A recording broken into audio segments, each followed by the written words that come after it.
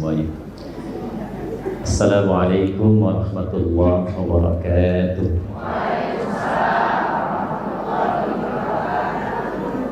Alhamdulillah, wassalatu wassalamu ala rasulillah wa ala alihi wa sahbihi wa man wala wa ba'd. Selamat pagi, salam sejahtera untuk kita semua. Tanpa kecuali semoga seluruh yang berada di area masjid ini pagi hari ini dibahagiakan oleh Allah Subhanahu wa taala. Diberikan rasa nyaman dalam menjalani aktivitas dan dilindungi dalam berkehidupan sehingga mengantarkan pada seluruh kegiatan yang membahagiakan dan juga menjadi satu amanah yang baik saat dibawa pulang menghadapkan Allah Subhanahu wa taala. Karena bahagia itu yang paling penting, ketenangan itu yang paling utama. Bahkan di dalam Al-Quran bagi yang muslim itu dari 3 pokok kebahagiaan di rumah tangga yang sering kita singkat dengan samara, sakinah, mawaddah, dan rahmah. Nah, kunci kebahagiaan itu ketenangan didahulukan sebelum mawaddah. Mawaddah itu jamak dari kata maddah, ya, limpahan kebahagiaan yang dihasilkan dari pemberian materi secara fisik. Jadi salah satu rumus kalau ingin rumah tangga bahagia itu saling memberikan satu pemberian hadiah materi fisikal. Itu yang sering juga menimbulkan rasa cinta yang bertambah. Misal kalau istri sedang ulang tahun, bapak boleh kasih hadiah misalnya kesukaannya.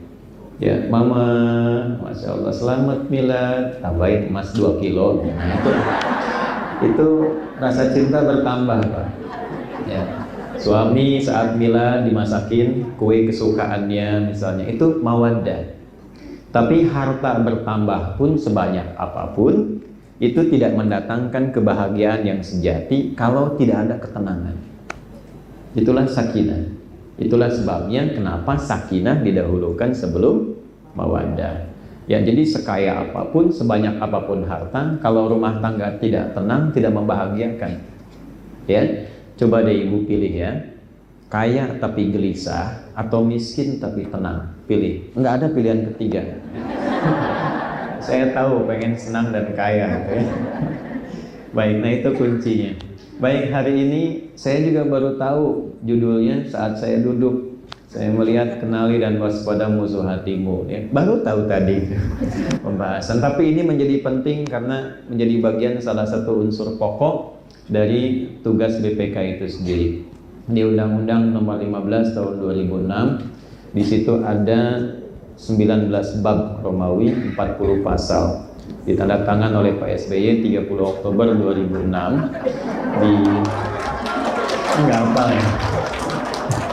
di bab yang keempat di pasal 13 itu ada 11 pasal tentang pengangkatan dan pemberhentian anggota BPK A sampai dengan K.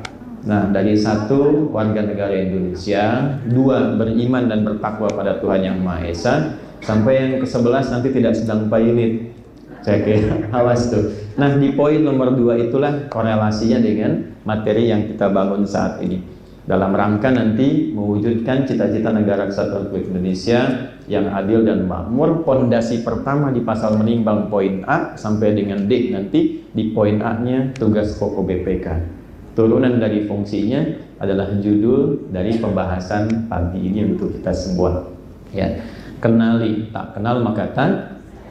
Jangan langsung sayang aja Bu, ya. Ta'aruf, ya.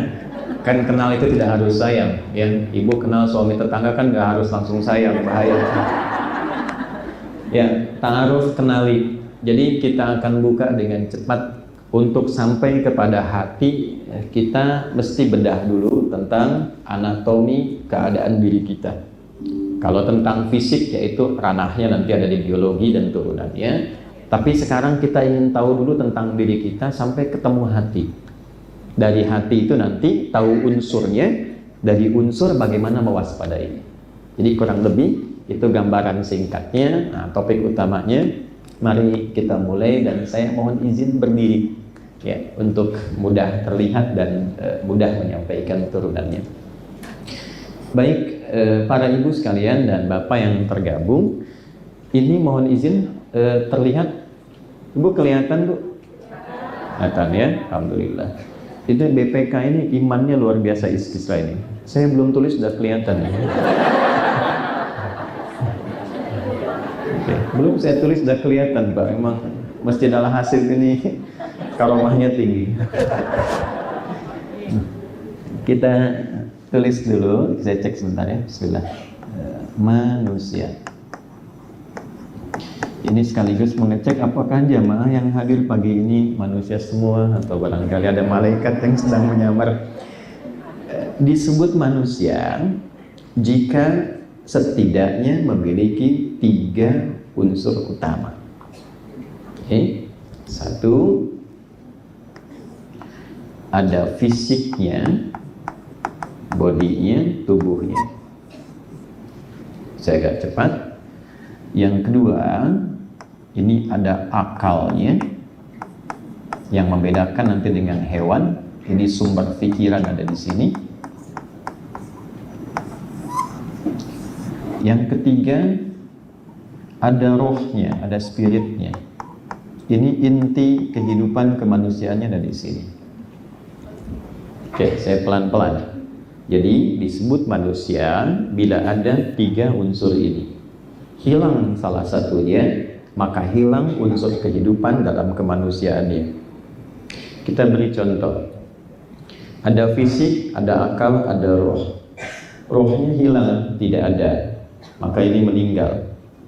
Selesai, wafat. Ya? Kemudian hilang akalnya, tidak akal, tidak ada. Maka ini hewan. Ya, karena itu hewan tidak berakal. Nah, kalau hewannya berakal, bahaya. Kadang-kadang kita sering oleh Allah diberikan motivasi, gambaran, belajar dari hikmah kehidupan hewan untuk memfungsikan akal dan cara berpikir kita. Contoh, ibu yang kadang-kadang ada dorongan untuk berkeluh kesah tentang rezeki. Tambah ini, cicilan ini, tutupan ini, pengen banyak, pengen sedikit, dan sebagainya. Itu ada yang sangat menarik, kita diminta belajar dari cicak dan nyamuk. Misal, bahkan orang tua kita itu tidak banyak teori, dikasih lirik aja, sederhana. Ya, cicak makanannya apa bu? Nyamuk. Baik, sekarang nyamuk punya sayap tidak? Punya. Cicak? Bagaimana keadilan Tuhan menjadikan satu hewan makanannya bisa terbang, yang makannya nggak bisa terbang, Pak? Coba. Dan cicak itu bergeraknya bagaimana? Merayap di mana? Di dinding, ya. Coba bayangkan kalau nyamuk itu diberi akal, jadi mainan cicak, gitu ya. Kalau punya akal, tapi orang tua kita bijak memberikan sebuah nilai tanpa harus menyantumkan dalil untuk berpikir bagaimana adilnya Allah mengatur rezeki untuk kita semua supaya tidak mengeluh. Cicak diam-diam. Perhatikan, datang seekor. Kok bisa datang seekor nyamuk? Bukan cicak yang mendatangi nyamuk, tapi nyamuk yang mendatangi cicak. Kenapa? Karena cicak itu hanya menjalankan tugas dari Tuhan, merayap aja. Dengan engkau merayap, rezeki datang. Kalau cicaknya tidak merayap, nyamuknya nggak datang. Jadi jangan kita mengurusi apa yang sudah menjadi kewajiban dan kuasa Allah. Allah minta kita kerja aja bu, nanti rezeki datang. Toh yang tidak berakal pun diberikan oleh Allah rezekinya. Cukup engkau merayap walaupun diam-diam, maka datang seekor. Nah, selanjutnya, silahkan ya. Tuh ya. Nah, jadi Anda bayangkan yang tidak punya pikiran saja hidupnya begitu teratur. Ya, matahari mulai kita datang fajar kan teratur, yang dikeluarkan oksigen. Nanti setelah itu malam ganti karbon dioksida yang keluar. Tumbuhan juga teratur. Silahkan diriset ya, berbagai tumbuhan dan seterusnya. Matahari memberikan sinar, tumbuhan mengeluarkan oksigen, malam kemudian baru karbon dioksida. Hewan juga begitu. Jadi kalau kita melihat sekeliling tidak berakal begitu teratur, maka bagaimana kita yang diberikan anugerah akal? Ini untuk pembedanya. Kalau tidak ada fisiknya, cuma akal dan roh. Nah, itu gentayangan namanya. Ya. Nah, jadi dinamakan manusia itu mesti ada 3 bagian ini. Dari 3 ini, saya teruskan dulu karena kita belum ketemu konteks tentang hati. Dari 3 ini, lalu Allah meminta kita mengatur keseimbangan supaya 3 bagian diri kita ini berfungsi dengan optimal. 1, fisik. Turun misalnya Quran surah kedua Al-Baqarah di ayat 168, ya, paling kanan sebelah bawah di mushaf. Ya ayyuhan nasu, hei semua manusia tanpa kecuali. Jadi di Islam itu ada satu yang menarik. Kalau ada diksinya menggunakan kata nas, maka hukumnya berlaku universal. Jangan dibatasi oleh keyakinan, jangan dibatasi oleh keimanan. Semua boleh mendapatkan nikmat itu dengan, nah ini satu gambaran yang sangat luas dan terbuka. Contoh seperti ini, ibu di dunia pekerjaan bekerja secara profesional, ya, jangan ada batasan-batasan sekat keyakinan dalam konteks saling mendukung. Oh, tolong dong minta bantuan, ini susah. Oh, kamu kan beda keyakinan. Nah, itu justru menurut Quran salah. Ya, dalam konteks kemanusiaan jangan lihat dan batasi dengan nilai-nilai keyakinan. Dalam konteks ibadah silahkan masing-masing, tidak harus mencampur, dan nilai penghormatannya la ikraha fid din, lakum dinukum waliyadin. Itu indah sekali. Nah, di sini menggunakan kata nas, hukumnya umum. Ya ayyuhan nasu, hei semua manusia, kulu mimma fil ardi. Untuk mendukung kesehatan tubuhmu, nggak mungkin bisa kerja kalau nggak sehat. Tidak mungkin beraktivitas dengan baik kalau tubuhnya sakit. Maka untuk mendukung kekuatan tubuh itu, kata Allah, kulu mimma fil ardi. Silahkan konsumsi makanan dimanapun Anda bisa mendapatinya. Tuh, Allah sudah tahu, Bu, kalau ibu itu senang nasi uduknya yang di mana misalnya, senang nasi gorengnya yang mana, ya, tek depan rumah, tapi kan nyarinya bisa ke tempat lain gitu. Ya, itu tidak dilarang, boleh-boleh saja. Tapi syaratnya 2. 1, halalan, dapatkan dengan cara yang legal. Yang kedua, thayyiban, konsumsi yang menyehatkan bagi tubuh. Suka, tapi kata dokter nggak sehat, jangan dipaksakan. Jadi sederhana, kalau tips ini dipakai dalam kehidupan, tubuh kita sehat. Secara singkatnya, tubuh fisik butuh nutrisi dan harus sehat. 2 ke sini, akal juga sama. Maaf, orang yang sehat fisiknya tapi akalnya tidak mendapatkan nutrisi, maka pikirannya menjadi lemah, jadi terbatas, sehingga karena lemah di akal pikiran itu, tugas fisiknya jadi lebih berat. Kalau ibu bapak mau cek gampang gini, orang yang ilmunya makin banyak, akalnya makin kuat, itu pasti tugas fisiknya ringan. Karena kenapa? Karena kontrol semua kegiatan fisik itu seluruhnya nanti bersumber dari akal, dari ilmu. Begitu ilmunya bertambah, tugas fisik pasti ringan. Ilmunya semakin lemah, fisiknya semakin berat. S1, S2, kan syarat masuk BPK minimal S1 kan? Kalau tambah S2, S3, salary-nya beda nggak? Beda. Ruangan kerjanya sama nggak? Tidak, bisa berbeda. Jadi semakin bertambah ilmunya, semakin kuat akalnya, semakin ringan tugas fisiknya. Karena itulah, ketika posisi akal lebih tinggi dibanding fisik, maka wahyu pertama turun pun memotivasi kita untuk terus menambah ruang-ruang pengetahuan. Apa wahyu pertama yang turun? Iqra. Iqra itu minimal, Bu. Baca supaya akalnya terus berkembang, terstimulasi. Ya, jadi jangan kita batasi unsur bacaan ini masih ringan. Nanti di Quran tuh ada ayat riset, ya, ada ayat tentang tafakur, memetakan sesuatu sebelum dikerjakan, meriset semua aspek di langit dan di bumi. Ada ayat tentang akuntansi, Al-Baqarah 282, ada ayat hitungan, ada ayat tentang pendalaman. Tapi dimulai dengan ini, minimal mau baca. Kalau kita bisa kembangkan sifat mudah dan gampang akses membaca, maka ini meningkat, tugas ini lebih mudah. Ya, kan Quran juga dimulai dari Iqra kan? mau baca ya, tapi masih tahap rendah. Makanya kan belajarnya alif sampai ya kan, a fathah a fa fathah fa lam dhamma u lu apa lu gitu kan. Setelah itu baru mengkaji. Nah sekarang ini intinya. Saya simpan dulu yang ini, sekarang kita ke sini. Tuh.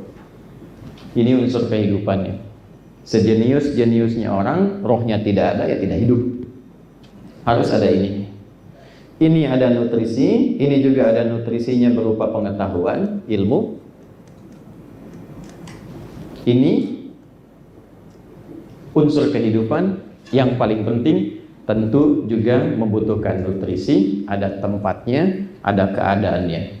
Kalau ini bagian tubuh kita teramati secara fisikal, kalau ini nampak di pikiran yang kita ketahui ada di kepala kita, kalau yang ini tempatnya di bagian hati kita,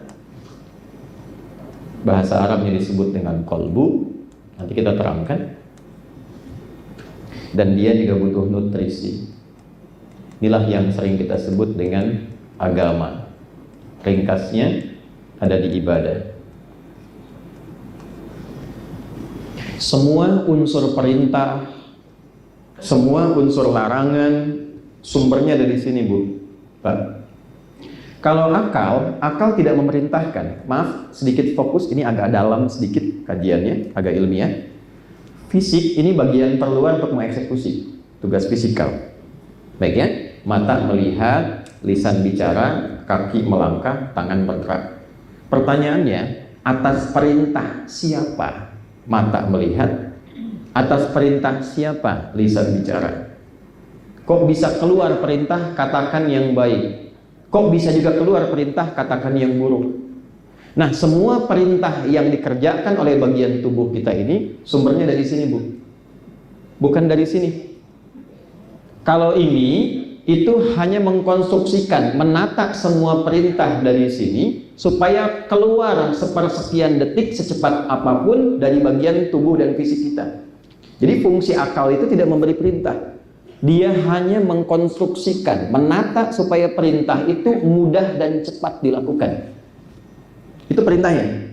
Jadi ketika dari kolbu, dari hati memerintahkan, disaring di akal, ditembuskan ke bagian fisik kita. Kuasa Tuhan Allah Subhanahu wa taala menjadikan itu sepersekian detik cepat keluar. Makanya sifat akal itu netral. Ya. Kan sekarang sering ada campaign akal sehat ya. Akal sehat itu gampang, yang penting belajar yang benar. Yang sekarang jarang dikaji itu adalah jiwa yang sehat, kolbu yang sehat, hati yang sehat. Karena di sini semua sumber perintah dan larangan muncul. Di sini semua sumber kehidupan ini berasal. Jadi kalau di sininya tidak sehat, ibu pintar, jangan ibu dah, yang di luar saja. Ya. Misal ada orang pintar, tapi di sininya kotor, tidak baik. Maka kepintarannya hanya akan digunakan mengeksekusi yang kotor itu supaya cepat dilakukan. Tapi kalau isinya di sini baik, maka semua yang keluar dari isi hati ini ditembuskan ke akal supaya cepat dikatakan atau dilakukan oleh bagian fisik kita. Paham di sini? Halo? Maaf ya Bu ya, agak ilmiah sedikit, agak serius sedikit. Nah, kalau sudah paham ini, baru kita sampai ke hati. Membahas ke sini, baru masuk kepada temanya. Jadi saya ingin kita paham dulu, kalau lisan itu ada yang bicaranya kurang bagus, ya, yang tanggung jawab itu ada di sini. Gitu. Jadi kalau ibu dengan suami di rumah atau di pekerjaan ingin nyaman, kan jarang ada yang mengatakan, misal mohon maaf ya, mohon maaf sekali, sumber semua perasaan itu kan bukan di pikiran. Ya, semuanya di sini. Gak enak hati. Saya belum pernah dengar ada orang bilang gak enak akal. Duh, saya gelisah. Kenapa? Gak enak akal. Semua dari sini sumbernya. Ya, kalau yang Muslim bisa didapatkan di hadis Nabi di Al-Arba'in nomor hadis yang ke-6, dicantumkan oleh Imam Nawawi.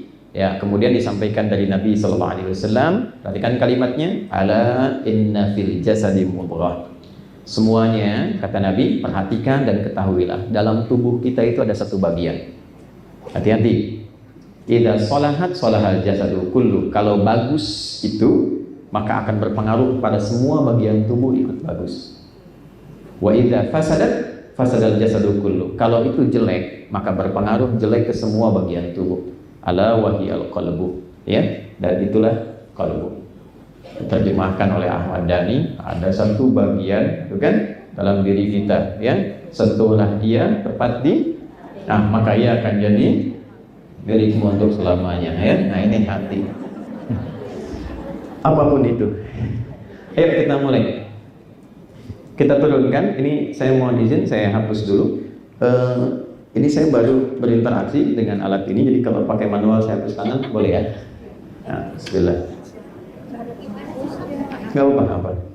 Saya sudah biasa datang sendiri dan nulis sendiri, hapus sendiri, biasa. Anda tinggal ikut, lihat, nulis, nyatet, pulang masuk surga. Ya, masuk surga tidak cukup dengan amin. Kita belajar dulu. Hati. Ya, sekarang kita belajar konstruksinya ya.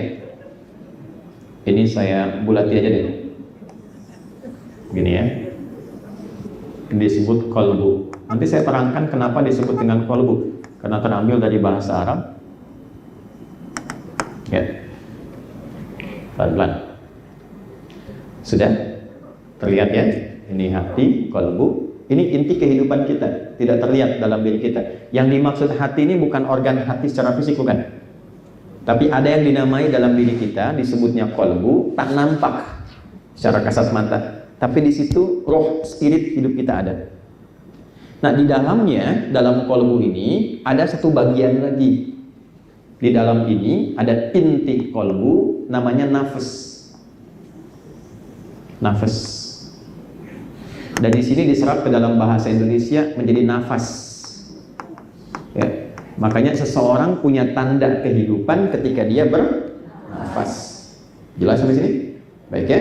Nah ini nafas, inilah inti hidup kita ada di nafas, tempatnya di dalam qalbu. Di nafas ini nanti ada dua bagian. Ya, ada dua bagian. Saya turunkan Quran dulu, surah ke-91, ayat Muslim ayat 7 sampai 10 ya. Wa nafsi wa ma sawwaha fa'alhamaha fujuraha wa taqwaha. Di sini di nafas itu ada dua bagian. Satu, kutub positif namanya takwa. Ini unsur kebaikannya. Yang kedua, lawan dari takwa namanya fujur. Asalnya ini, atau sering kita sebut dengan nafsu. Nanti saya uraikan kenapa disebut nafsu. Ini bukan ilmu takatik ya, tapi nanti ada referensi yang bisa kita gali. Di dalam nafas ada takwa, unsur positif, kubu positif ini. Kemudian ada fujur, lawannya, yang sering disebut dengan sifat negatif. Nih, pelan-pelan. Takwa ini kumpulan atau akumulasi dari semua sifat-sifat kebaikan. Jujur, sabar, rendah hati, ya, dan turunannya itu di takwa. Sini jujur, sini ada sabar, ini ada rendah hati dan turunan lainnya. Ketika di takwa ada jujur, di dalam tubuh kita itu dicipta juga lawannya, yang berada di tempat fujur, di nafsu di sini. Di sini ada jujur, lawannya apa? Dusta, bohong. Jadi kalau ibu katakan tidak ada dusta di antara kita, tetap ada potensi itu dalam tubuh kita. Jelas ya? Sabar, lawannya apa? Ada amarah di sini. Rendah hati, lawannya apa? Sombong. Nah, sekarang lihat ilmunya. Perhatikan baik-baik. Akumulasi takwa ini adalah detilnya gambaran dari semua sifat-sifat kebaikan. Karena itulah kalau ibu dan bapak jeli mengamati, orang tua kita dari dulu itu mendahulukan ketakwaan sebelum kecerdasan dalam konteks membangun negeri. Karena diharapkan pembangun negeri ini dan pemakmurnya, hati-hati pada poin ini, diharapkan punya sifat baik dulu sebelum cerdas. Karena kecerdasan yang didorong dengan sifat ketidakbaikan justru itu menghancurkan. Misal, kita punya undang-undang pendidikan Sisdiknas nomor 20 tahun 2003. Itu di pasal menimbang saja kan ada 5 poin ya. Ya itu hafal nggak? A, B, C, D, E. Di poin B coba lihat. Undang-Undang Dasar 1945 mengamanatkan pemerintah mengusahakan menyelenggarakan satu sistem pendidikan nasional yang meningkatkan keimanan dan ketakwaan pada Tuhan Yang Maha Esa serta akhlak mulia, baru mencerdaskan kehidupan bangsa. Oke, kita tarik misalnya ke kepolisian, Tribrata. Saya ngajar di Sespim juga, saya ngajar di Sepoluan. Tribrata itu yang pertamanya, kami polisi Negara Kesatuan Republik Indonesia yang beriman dan bertakwa pada Tuhan Yang Maha Esa. Sabta Marga di TNI ada 7. Ya, dari kami warga negara Indonesia yang bersendikan Pancasila, patriot, nomor 3-nya ksatria. Kami ksatria Indonesia yang beriman dan bertakwa pada Tuhan Yang Maha Esa. Hakim, dari mulai Cakim tuh mau masuk ada Pancadharma, dari ksatria sampai tirta. Kami hakim Indonesia yang beriman dan bertakwa pada Tuhan Yang Maha Esa. BPK juga sama. Tadi kan bab yang keempat pasal 13, dari 11 untuk keanggotaan BPK, nomor 2-nya beriman dan bertakwa pada Tuhan Yang Maha Esa. Karena itulah kemudian ini diikat dengan pasal 1 di Pancasila pada setiap turunan keputusan berbangsa bernegara. Undang-Undang BPK nomor 15 tahun 2006 itu dibukanya dengan kalimat dengan rahmat Tuhan Yang Maha Esa.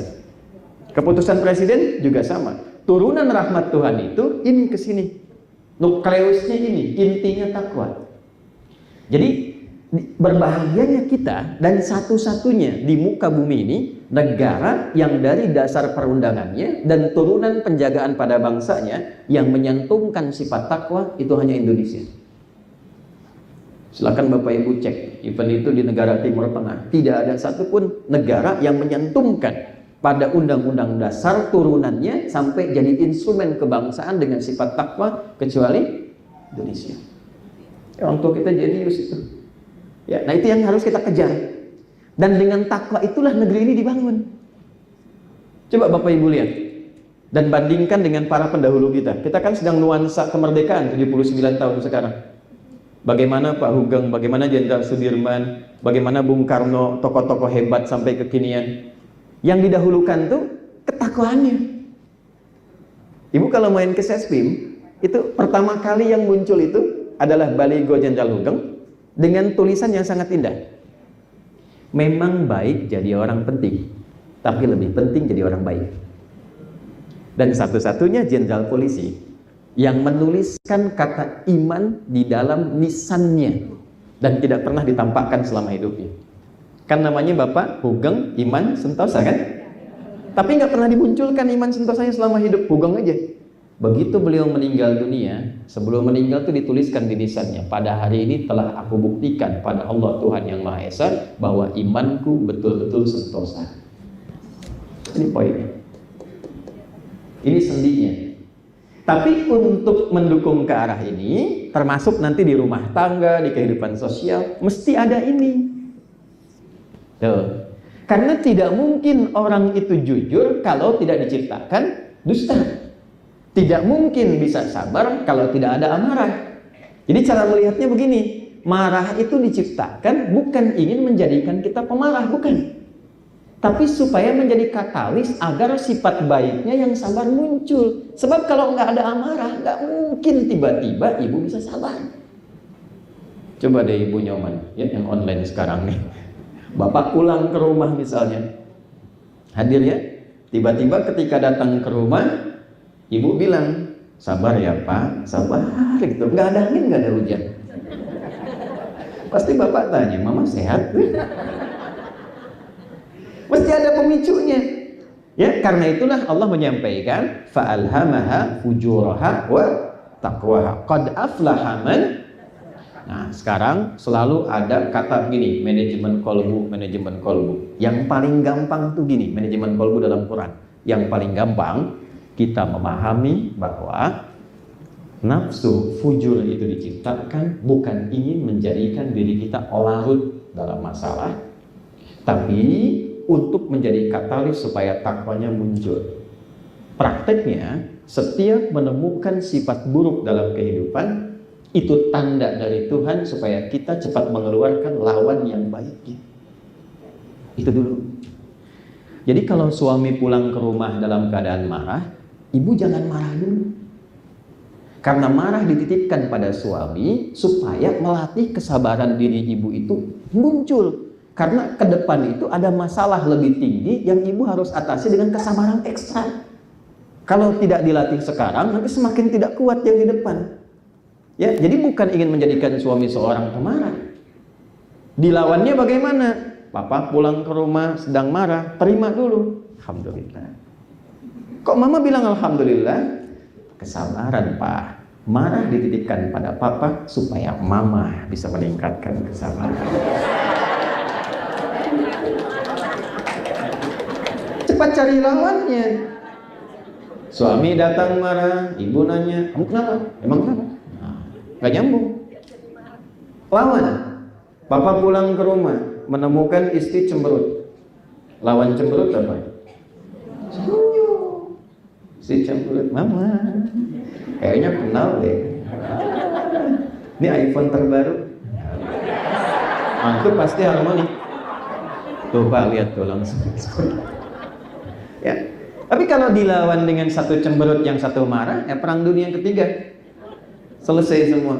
Maaf ya, ini memang secara teoritis mudah disampaikan. Prakteknya tidak semudah mengatakan. Karena itu juga sama, Ustadz juga sama. Itulah sebabnya Ustadz kalau bahas materi ini jarang bawa istrinya. Ini live gak? Enggak ya? Aman gitu. Baik. Ini satu. Ini ya. Qad aflaha man zakkaha. Hidup seseorang itu akan cenderung bahagia dan nyaman kalau bisa menyucikan hatinya. Ibu kalau nyuci, buang pakaiannya atau buang kotorannya? Dibuang kotoran supaya apa? Bersih pakaiannya. Jadi kotoran diciptakan bukan ingin membuat pakaian ibu kotor, bukan. Filosofinya supaya muncul bersihnya. Sebab kalau tidak ada yang kotor, ibu gak kenal bersih. Jadi bukan buang pakaiannya. Itu poinnya.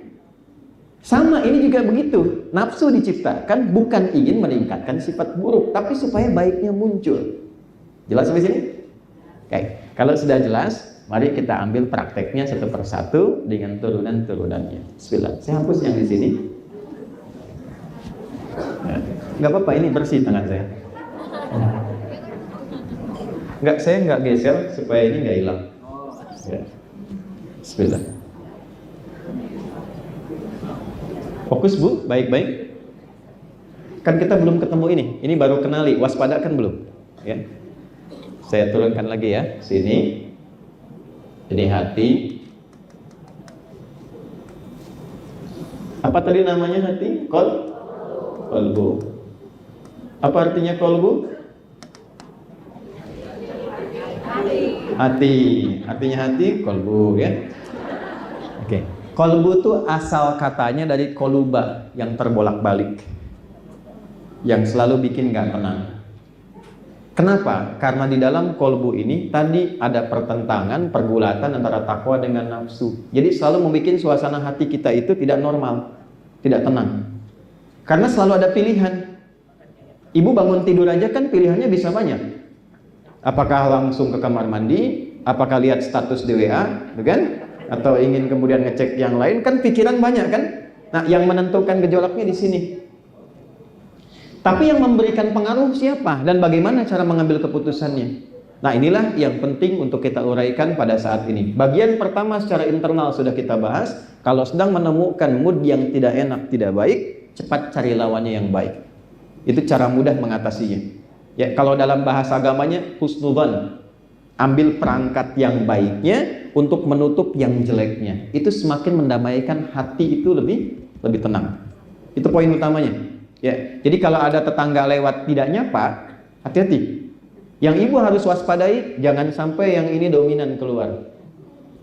Sombong dia tuh nggak nyapa gitu kan? Nah kan, kemarin aja dia begitu saya yang ini kan, nah itu nggak selesai.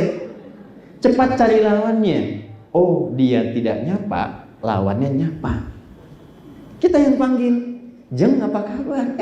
Maaf gak kelihatan, saya buru-buru, ini anak terjatuh. Oh, ternyata sebab itu menjadikan dia lewat tidak nyapa. Jelas? Ya, cepat cari lawan yang lebih mudah. Ini poin secara internal. Saya turunkan ke bawah, mohon izin dengan cepat. Di dalam kolbu ada apa tadi? Ada nafas. Saya cepat. Di dalam nafas ada takwa, sifat baik. Di sini ada lawannya fujur atau yang kita kenal dengan nafsu. Tenang Bu ya. Sekarang kita ke bagian yang paling penting yang jarang dibahas. Jarang sekali materi ini diurai, bahkan di pengajian-pengajian. Karena umumnya orang ingin lebih senang cari yang positifnya, jarang belajar yang negatifnya. Ibu kalau selalu tahu di jalan itu yang lurus dan tidak macet, akan kaget ketika harus melalui jalan yang berlubang dan penuh dengan kemacetan. Karena itu penting juga kita belajar lawannya supaya kita mengetahui cara menghindarinya. Saya buat kotak yang lebih besar lagi. Oke. Bagaimana tiba-tiba kok dorongan takwa itu bisa muncul di tubuh kita? Yang muslim pernah nggak merasakan begini? Allahu Akbar, Allahu Akbar. Terus di hati ada suara, cepat, sudah azan. Pernah nggak begitu? Dari mana sumber suara itu?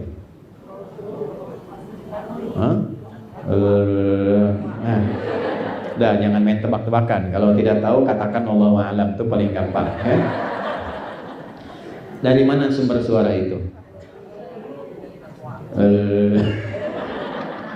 Nih, yang mensupport takwa, supporternya disebut dengan malaikat namanya. Nggak pakai malaikat. Karena itu malaikat ada di kutub positif. Ya, yang muslim surat 66 ayat ke-6. La ya'sunallaha ma amarahum wa yaf'aluna ma yu'marun. Malaikat tidak ada potensi menyimpang dan mengerjakan tugas sesuai tupoksi.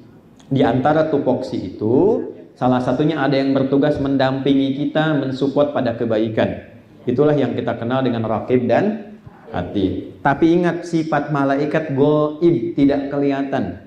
Jadi kalau besok-besok ada yang bilang saya baru video callan sama malaikat, nah berarti itu aneh, tinggalin aja. Ya, nggak usah banyak di komen itulah. Jelas? Baik ya, sebab di negara kita itu luar biasa, semua ada. Ya, keberagamannya terlalu tinggi. Ya, pengakuan nabi ada. Kemarin bahkan ada yang nabi baru tuh di wilayah Purwakarta ke sana itu. Ya, tapi itu kata Nabi Muhammad tidak aneh. La nabiyya ba'di, nggak akan ada nabi setelah saya. Maksudnya apa? Kalau ada yang ngaku-ngaku, ya saya nabi misalnya, berarti kalimat nabi benar. Akan ada yang mengaku, kalau sudah mengaku abaikan saja. Yang aneh itu setiap ada yang ngaku, ada pengikutnya. Itu poinnya. Ya. Dulu ada yang ngaku nabi, pelatih bulu tangkis, terus ditangkap sama polisi kita. Tanya, kenapa Anda ngaku nabi? Saya ke Bogor Pak, dapat wahyu. Kita ke Bogor dapat talas, dia wahyu tuh. Ada yang paling rekor tertinggi ngaku malaikat. Ya, ada dulu sempat ngaku malaikat dan mau mendaratkan malaikat Jibril di Monas katanya. Nah, dan ditangkap sama polisi kita tuh. Polisi jangankan teroris, malaikat tangkap tuh. Ya. Ini disebutkan 88 kali dalam Al-Quran. Fokus. Tapi setelah azannya selesai dalam hadis, fa idza tuwiba fa'ada. Begitu la ilaha illallah. Pernah enggak ada begini? Tenang, baru azan, belum komat. Ah, tuh lihat tuh. Ada Pak Sekjen ya? Ada. Tuh, itu siapa? Tuh ya. Nah, ini poinnya. Kan kita gimana bisa waspada tentang keadaan di hati kalau nggak kenal. Jadi yang mensupport pada kebaikan saat menghadapi masalah rumah tangga, kan selalu ada yang bilang, tenang, dia dititipkan kepada kamu supaya engkau bersikap yang baik dan menyempurnakan kekurangannya. Tapi sisi lain, masa iya si istri harus sikapnya begitu? Emang nggak bisa bersikap yang lain? Nah, itu siapa? Nah, itulah setan.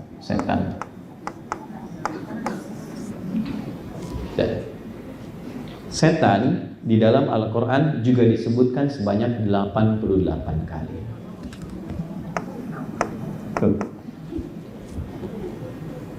Jadi memang tidak berhenti. Sepanjang kita hidup, malaikat memberikan support, setan memprovok. Jadi provokator hati itu ya setan. Sepanjang manusianya hidup, ya setan juga berdinas. Ya, makanya yang tidak digoda setan itu yang sudah meninggal. Ini kurang kerjaan setan menggoda orang meninggal. Ya? Udah. Jadi kalau ibu nggak pengen digoda setan, ya silakan. Ini pasti ini. Semua apapun, ibu di sini pun pasti itu merasakan dalam hatinya beda-beda. Yang satu nyatat, yang dua bilang dalam hatinya, "Di Ustadz kapan selesai ya? Saya juga banyak kerjaan." Itu selalu ada itu. Ya, selalu dalam keadaan apapun akan selalu ada dua dorongan. Dorongan kebaikan, dorongan keburukan. Nah, yang kita sekarang bahas karena topiknya mewaspadai, kan nggak mungkin mewaspadai malaikat. Ya, Allahu Akbar, Allahu Akbar. Ayo sudah adzan, waspada nih, waspada. Nggak mungkin. Yang kita waspadai pasti sisi yang negatif, yang ini. Ya. Nah, problemnya saat ini kebanyakan bahkan di Muslim sering menghafal yang positifnya saja, yang ini jarang dikaji. Malaikat ibu hafal, ada berapa jumlahnya yang kita kenali? 10, bahkan ada liriknya, Jibril, Mikail, Israfil sampai ke Ridwan. Setan pernah nggak dihafalkan? Kan? Surga belajar kan sampai tahu pengen ke surga Firdaus, tapi neraka nggak pernah dikaji. Coba saya tanya, surga berapa pintunya? 8, neraka berapa? 7. Udah pernah dikaji belum? Bagaimana bisa menghindarinya? Itu yang dikomen oleh sahabat Ali bin Abi Thalib. Banyak orang pengen ke surga tapi tidak memahami dan mengerjakan amalan surgawi. Banyak orang pengen terhindar dari neraka, tapi tidak sedikit perbuatannya mencerminkan ahli neraka. Ya, nah kalau ada fikih malaikat, tidak salah pagi ini kita belajar fikih setan. Fikih itu maksudnya paham, mengerti. Kita belajar sampai paham setan itu siapa, dari mana munculnya. Tidak usah tahu wujudnya, karena nggak tertarik juga saya. Yang penting fungsinya apa? Supaya saat ibu merasakan suasana tertentu yang tidak baik, ibu ngerti, oh ini setan ini yang sedang berperan. Dan cara mewaspadainya bagaimana? Itu poin yang kita turunkan di kesempatan kali ini. Dipahami ya ibu ya? Baik ya? Baik. Nah, jadi ini baru kita mulai nih yang tadi pendahuluan mengantarkan ke sini. Yuk kita turunkan dulu siapa setan, wa ma adraka ma setan. Kemudian bagaimana cara kerjanya dan seperti apa gambaran-gambarannya. Bismillah. Di sini saya tidak geser ya, supaya saat ini pindah ke sini nyambung. Saat di sini ditulis, ini nyambung. Bismillah. Kita belajar dari transmisi sanadnya dulu, runtutan orang yang pernah belajarnya seperti ini. Nah, ada yang menarik di Islam itu, ilmu itu kalau bisa ditelusuri sampai ke pokok-pokok penyalurnya supaya argumentasinya kuat. Sahabat Nabi yang senang belajar seperti ini namanya Hudzaifah al-Yamani. Hudzaifah itu orang pintar, cerdas, jenius, dan kita bisa lacak biografinya itu ada sampai sekarang. Jadi kalau orang belajar surga, beliau tanya Nabi tentang neraka. Orang tanya malaikat, beliau tanya tentang setan. Sahabat risih, kamu kenapa sih beda sendiri? Kata Hudzaifah, kalau orang selalu belajar tentang surga, tidak tahu neraka, maka tidak tahu cara menghindari perbuatan yang menjerumuskan ke neraka. Kalau orang belajar tentang banyak malaikat, tidak pernah tahu setan, maka dia akan sulit mewaspadainya. Nah, jadi sangat pembelajaran kita menyambung ke salah satu unsur sahabat tentang keterangan ini. Baik, siapa setan? Ada yang tahu? Boleh angkat tangan. Kita mulai dengan 5 juta. Saya serius. Ya, 10 juta. Umroh. Waktu habis. Udah. Udah. Waktu habis. Setan. Evil. Kita turunkan ke sini pakai bahasa Arab dulu. Ini kan dari bahasa Arab. Syaitan. Ya. Tahan ya Bu, Pak, pelan-pelan. Setan itu dari bahasa Arab syaitan. Syaitan itu akar katanya dari kata syaitan, gini. Ya. Saya mohon maaf sebesar-besarnya, saya tuliskan dengan rinci nama-nama ini supaya nanti ibu dan bapak bisa waspadai. Pesan dari Nabi, kalau namanya ada kemiripan apalagi sama, cepat ganti ya. Jadi kita turunkan satu-satu nih. Syatona. Syatona itu artinya yang menjauhkan dari semua nilai kebaikan. Oke, ada dua arti, yang menjauhkan dari semua nilai kebaikan atau yang terlempar ya dari kebaikan. Menjauhkan dari kebaikan atau terlempar dari kebaikan. Makanya sering kita katakan a'udzubillahi minasyaitonir rajim, itu yang dilempari. Kenapa? Karena dia selalu mengarahkan kepada yang buruk, ngajak kepada yang buruk, terjauh dari yang baik, mengajak kepada yang buruk. Jelas ya? Itu kata kerjanya syaitana. Kalau melekat kepada sifat yang suka menjauhkan orang dari nilai-nilai kebaikan kepada yang buruk, maka berubah dari kata syaitana, kata kerja, menjadi kata benda. Kata bendanya syaitan. Jelas? Pak, jadi syaitan itu asalnya kata sifat yang melekat kepada satu objek, yang senangnya menjauhkan dari yang baik kepada yang buruk. Ya. Karena itu nanti syaitan bentuknya bisa umum dalam Al-Quran. Karena kata netralnya dalam bahasa Arab punya sifat yang satu saja, setiap menjauhkan dari yang baik kepada yang buruk. Jadi kalau satu kali suami ibu ngajak kepada yang buruk, maka suami ibu sedang menjadi bukan saya yang bilang betul ya, sedang menjadi tidak normal. Karena seharusnya ya ia mengarahkan pada yang baik-baik. Ini yang terlempar. Jadi kalau sifat Tuhan Rahim dengan rahmat Tuhan yang Maha Esa, sifat syaitan rajim. Pakai titik. Rahim dan rajim. Ya. Terlempar dari yang baik atau menjauh dari yang baik. Yuk kita pelan-pelan. Yang Muslim buka Quran surah ke-18 ayat 50 Al-Kahf. Quran surah 18 Al-Kahf ayat 50. Ini kita baca tiap hari Jumat selain Yasin. Yasin malamnya, paginya Al-Kahf. Ya, sayangnya Al-Kahfi atau Al-Kahf ini kebiasaan yang kurang mungkin harus ditingkatkan ya Pak, Bu. Diusahakan kalau ngaji sudah lancar, pelajari artinya. Lalu pahami hikmahnya.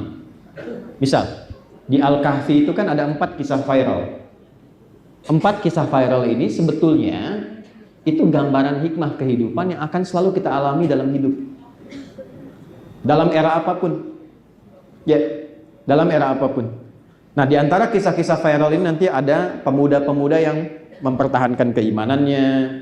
Ya, ada yang kedua tentang kisah orang sukses dengan orang sederhana yang dialog, yang kesuksesannya dibanggakan. Artinya apa? Orang sukses itu cenderung menghadirkan kebanggaan akan kesuksesannya. Dan dibalik kebanggaan itu kadang melahirkan sikap yang kurang baik. Ya. Turunkan lagi, ada kisah Nabi Musa dengan Khidir.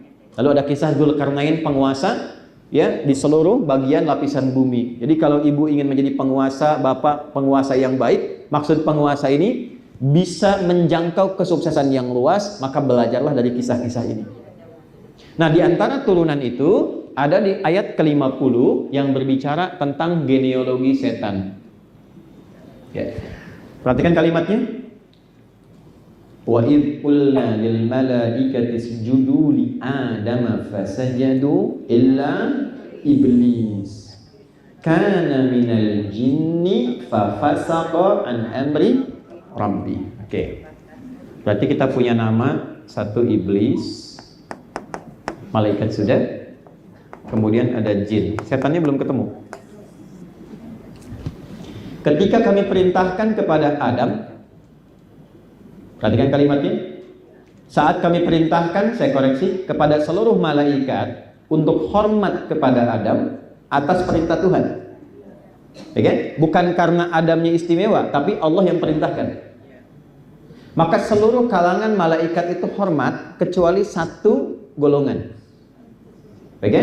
Illa berarti di momentum itu yang hadir bukan hanya malaikat. Jelas ya? Ada malaikat, ada juga makhluk lain.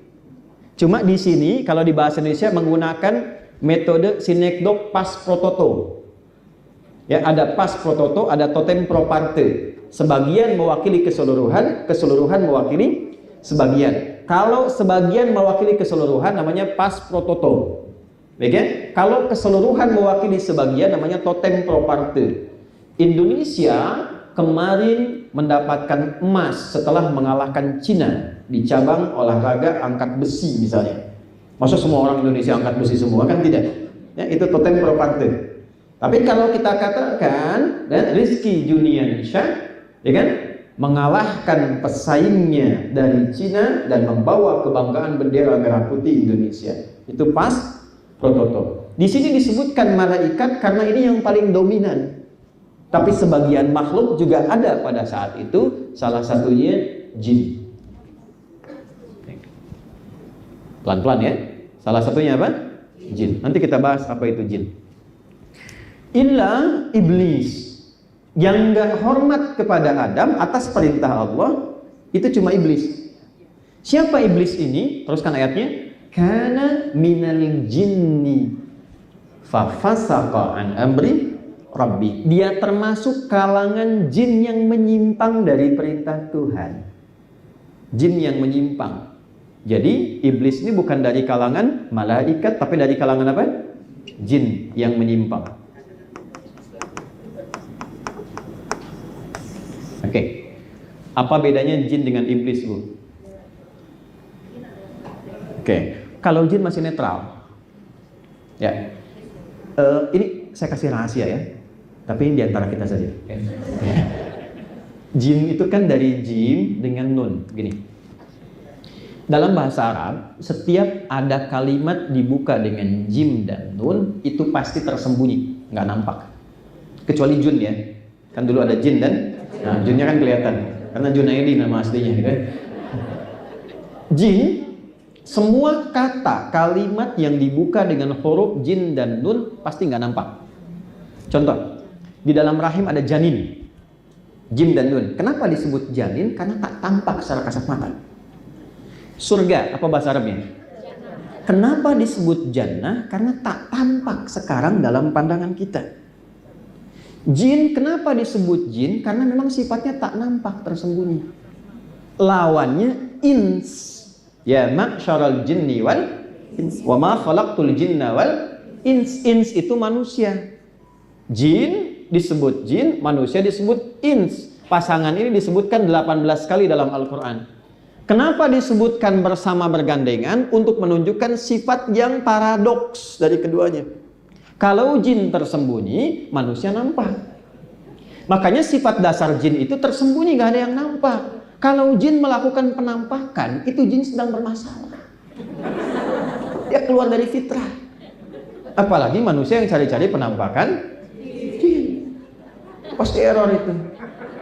Ya orang sedang sembunyi disuruh nampak. Sebaliknya, manusia itu sifatnya tampak. Ins dari kata anusa, yang tampak. Jadi kalau ibu suka sembunyi-sembunyi, nah, berarti ibu sedang, bukan jadi jin, ibu sedang punya masalah. Ibu ketemu teman dari jauh tuh, senyum, tampak, hai jang, hai, alhamdulillah, salaman, cipika-cipiki, selesai. Itu ins.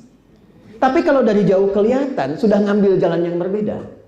Sembunyi-sembunyi, itu sedang punya masalah. Saya nggak bilang jin. Suami ibu pulang ke rumah, pintu depan ada, dia datang lewat jendela. Terus buka WA di kamar mandi sembunyi-sembunyi. Ibu tinggal tanya aja, itu papa apa jin gitu. Nah, ini poinnya. Sama nanti kalau kita perdalam lebih dalam lagi. Contoh, kalau manusia ins itu sifatnya dari kata anusa atau anisah. Selain tampak ada kelembutan. Lawannya jin kasar. Makanya jin gak ada yang lembut, Pak. Gak ada orang kemasukan jin jadi lembut. Itu gak ada.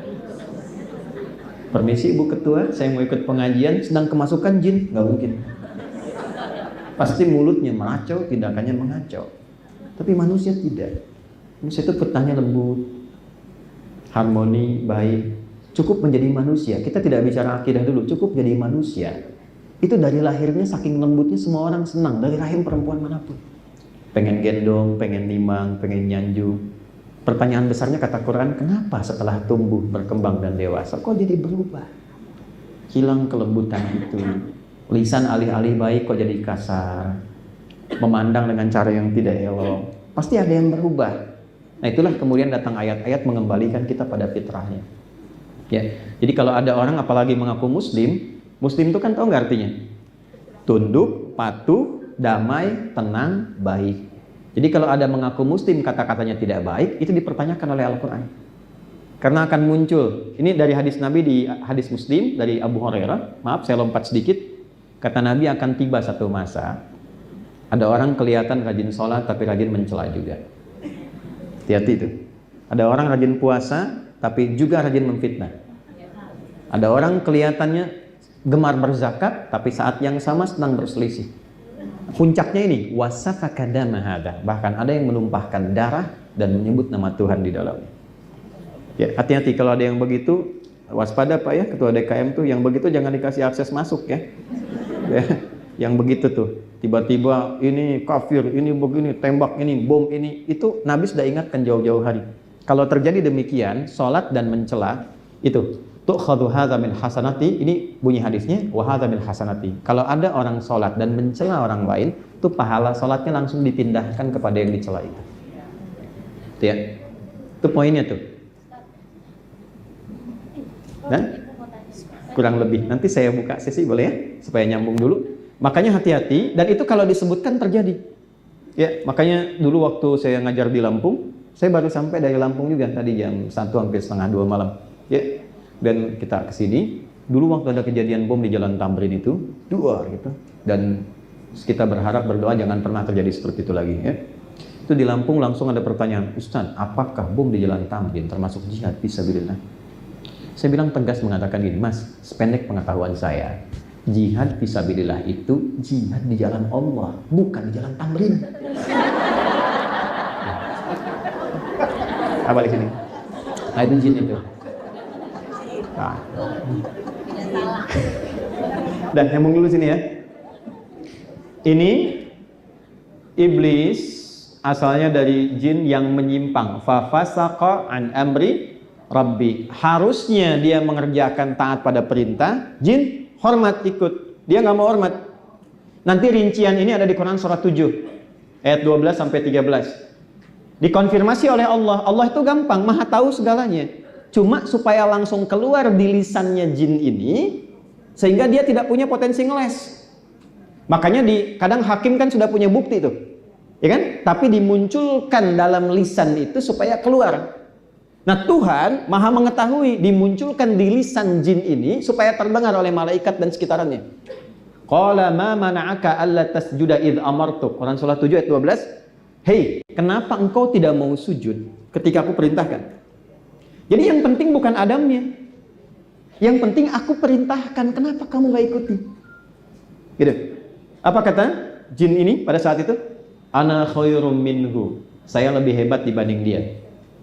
Khalaqtani min narin wa khalaqtahu min tin. Kau ciptakan aku dari api, kau ciptakan dia dari tanah. Tidak layak, tidak level yang tinggi, harus hormat pada yang rendah. Nah, perhatikan baik-baik. Ketika yang baik tertutupi oleh yang buruk, bahasa Arabnya disebut dengan iblis namanya. Dari kata balasa. Baik ya? Yang baik tertutup oleh yang buruk. Sebaliknya, kalau yang buruk ditutup oleh yang baik, itu disebut dengan libas namanya. Libas disebut dengan pakaian. Kenapa ibu pakaiannya, bapak disebut dengan libas? Karena ada aurat yang buruk untuk tampak. Supaya tidak tampak, kita tutup. Sesuatu yang menutup dari yang buruk sehingga tampil baik disebut libas. Walibasut taqwa dzalika khair. Tapi yang baik ditutup oleh yang buruk disebut dengan balasa, makhluknya disebut dengan iblis. Jadi pengetahuan pertama, kenapa iblis disebut dengan iblis? Karena kebaikan-kebaikan yang selama ini telah ditenun saat dia berada di alam malaikat itu hilang karena satu kesombongannya saja. Tertutup. Iblis. Nah, kenapa nama sifat yang dimunculkan? Supaya waspada untuk kita semua. Kalau mau sombong, sudah ada iblis, Bu. Nggak usah ikutan, Pak. Dan resikonya tinggi. terusir dari surga, terlempar, tercela sampai sekarang, terlaknat. Jadi percuma kalau mau sombong. Ya, saingannya terlampau berat, iblis. Oke? Nah, iblis itu saat jadi iblis itu buruk untuk dirinya sendiri, belum menggoda. Jadi belum punya sifat menggoda. Diberilah kesempatan oleh Tuhan, oleh Allah dengan sifat Rahman Rahimnya untuk tobat. Tapi yang keluar apa? Saya ingin buktikan ya Allah kalau memang saya itu hebat. Maka apa pembuktiannya? Diteruskanlah detailnya di Quran surah Al-Baqarah, Quran surah 2 di ayat 34 sampai 35. Itulah sebabnya kenapa ayat 34 ini pembukanya mirip ya, serupa dengan Quran surah 18 ayat 50. Di sini wa idz qulna lil malaikat, di sini wa idz qulna lil malaikat. Wa idz qulna lil malaikati isjudu li adama fasajadu, ya, perhatikan, illa iblis aba wastakbar. Dia enggak mau sujud karena sombong. Lalu dia katakan pada Tuhan, engkau kan akan masukkan Adam ini ke surga. Maka beri aku kesempatan untuk membuktikan aku ini hebat. Aku akan goda dia supaya menyimpang dari perintahmu. Nah, ketika dia mengatakan akan menggoda Adam, berarti kan menjauhkan dia dari kebaikan, menuju keburukan. Maka dirubahlah oleh Tuhan nama sifatnya dari iblis menjadi syaitan. Perhatikan ayat 36-nya di Al-Baqarah, fa'azallahuma syaitan. Ayat 34 masih disebut iblis, ayat 35 Adam ketemu Hawa kemudian di surga, ayat 36-nya, mohon maaf, lihat kalimatnya, iblis dirubah namanya menjadi syaitan karena dia punya sifat baru, bukan hanya buruk bagi pribadinya, tapi juga menularkan keburukan itu bagi makhluk di sekitarnya.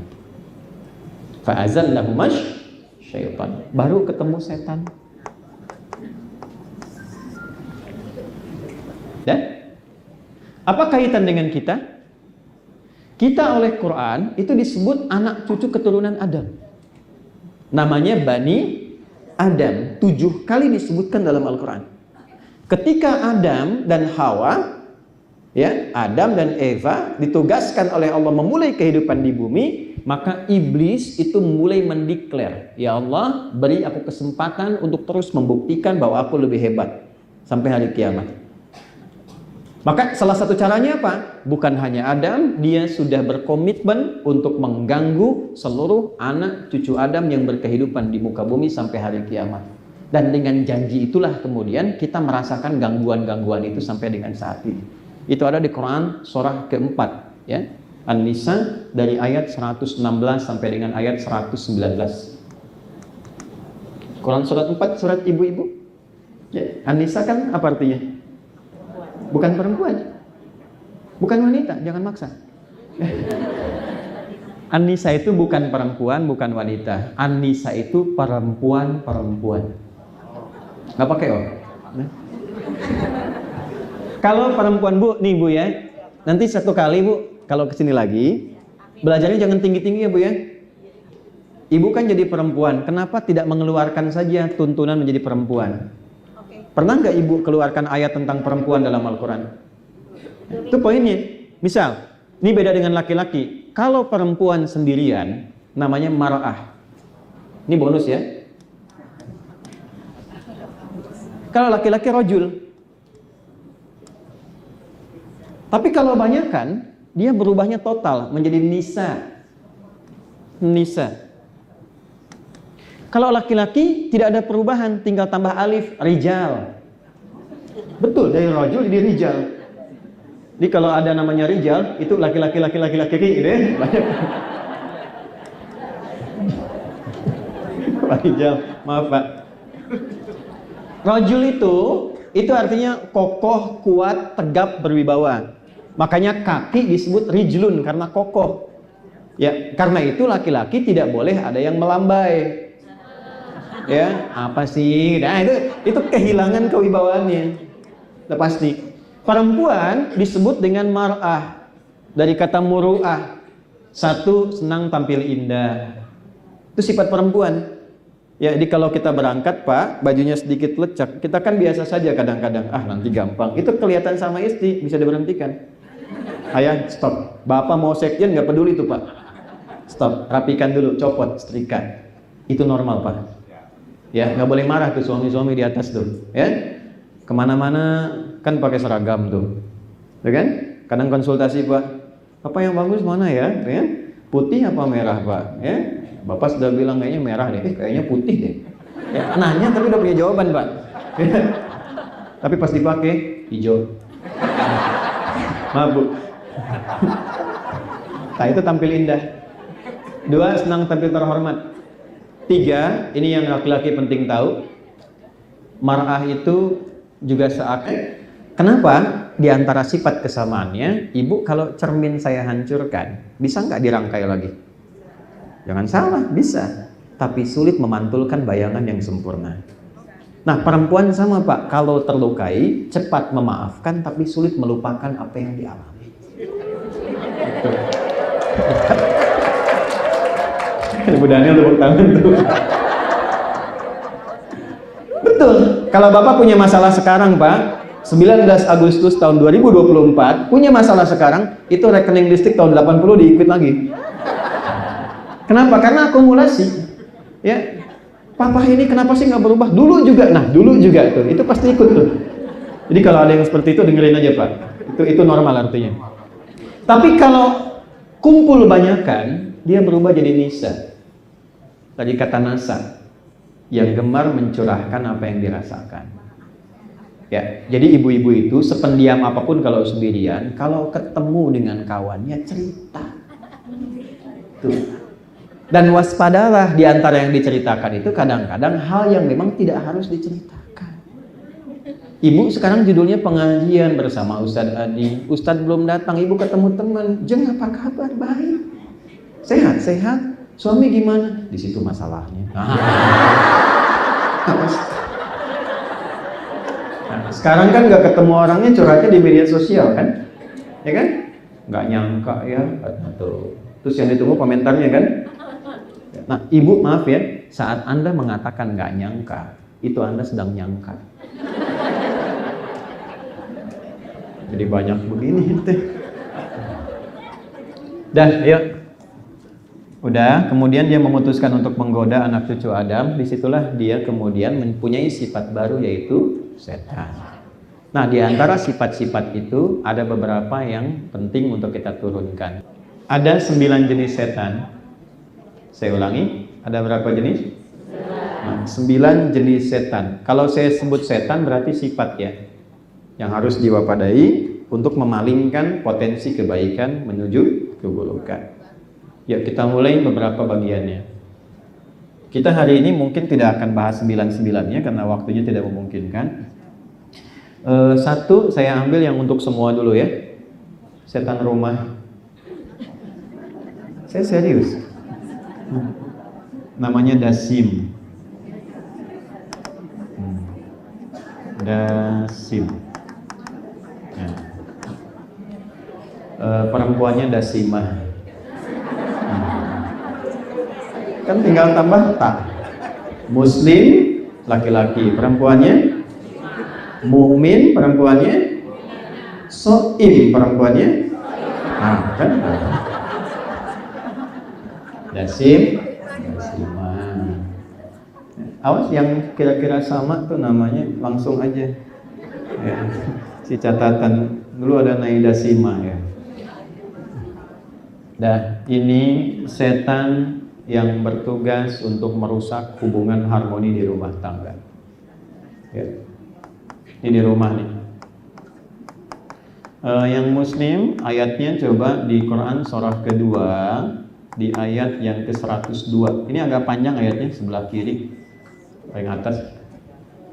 Yang wattaba'u ma tatlu syayatinu ala mulki Sulaiman sampai ketemu kalimat yufarriquna bihi bainal mar'i waz zawji. Ada turunan setan yang tugasnya memecah belah hubungan harmoni dari kehidupan rumah tangga. Bisa nanti antara suami dan istri, atau ayah ke anak, ibu ke anak, dan sebagainya. Nah, ini nama setannya, ini sifatnya. Ya. Tugas dia ada 2. 1, menanamkan rasa takut dan khawatir. Ini saya ada referensinya ya, dan ada turunannya. Bisa diriset juga. Jadi bukan informasi-informasi biasa begini yang kita kadang senyum, tertawa, tapi terjebak nanti baru tahu sendiri. Satu, menanamkan rasa takut dan khawatir ketika memasuki ruang-ruang yang kosong. Ya. Baik, khususnya nanti biasanya di malam hari. Ya. Ini yang menjadikan masuk satu ruangan kadang suka gelisah kan? Takut. Nah, ini yang bertugas ini. Yang bertugas. Kan kenali dan waspadai.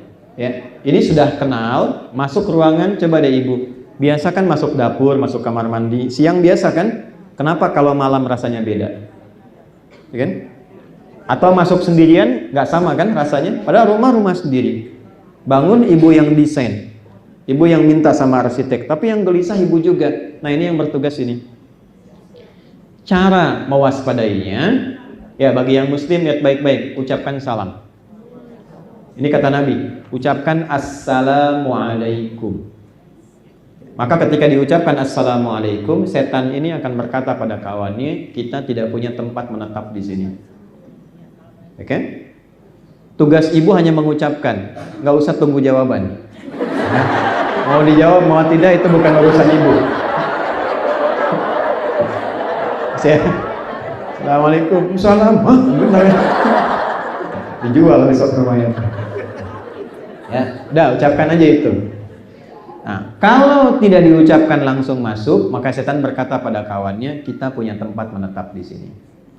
Ya, saya ini ajarkan ke anak-anak kami bu di rumah.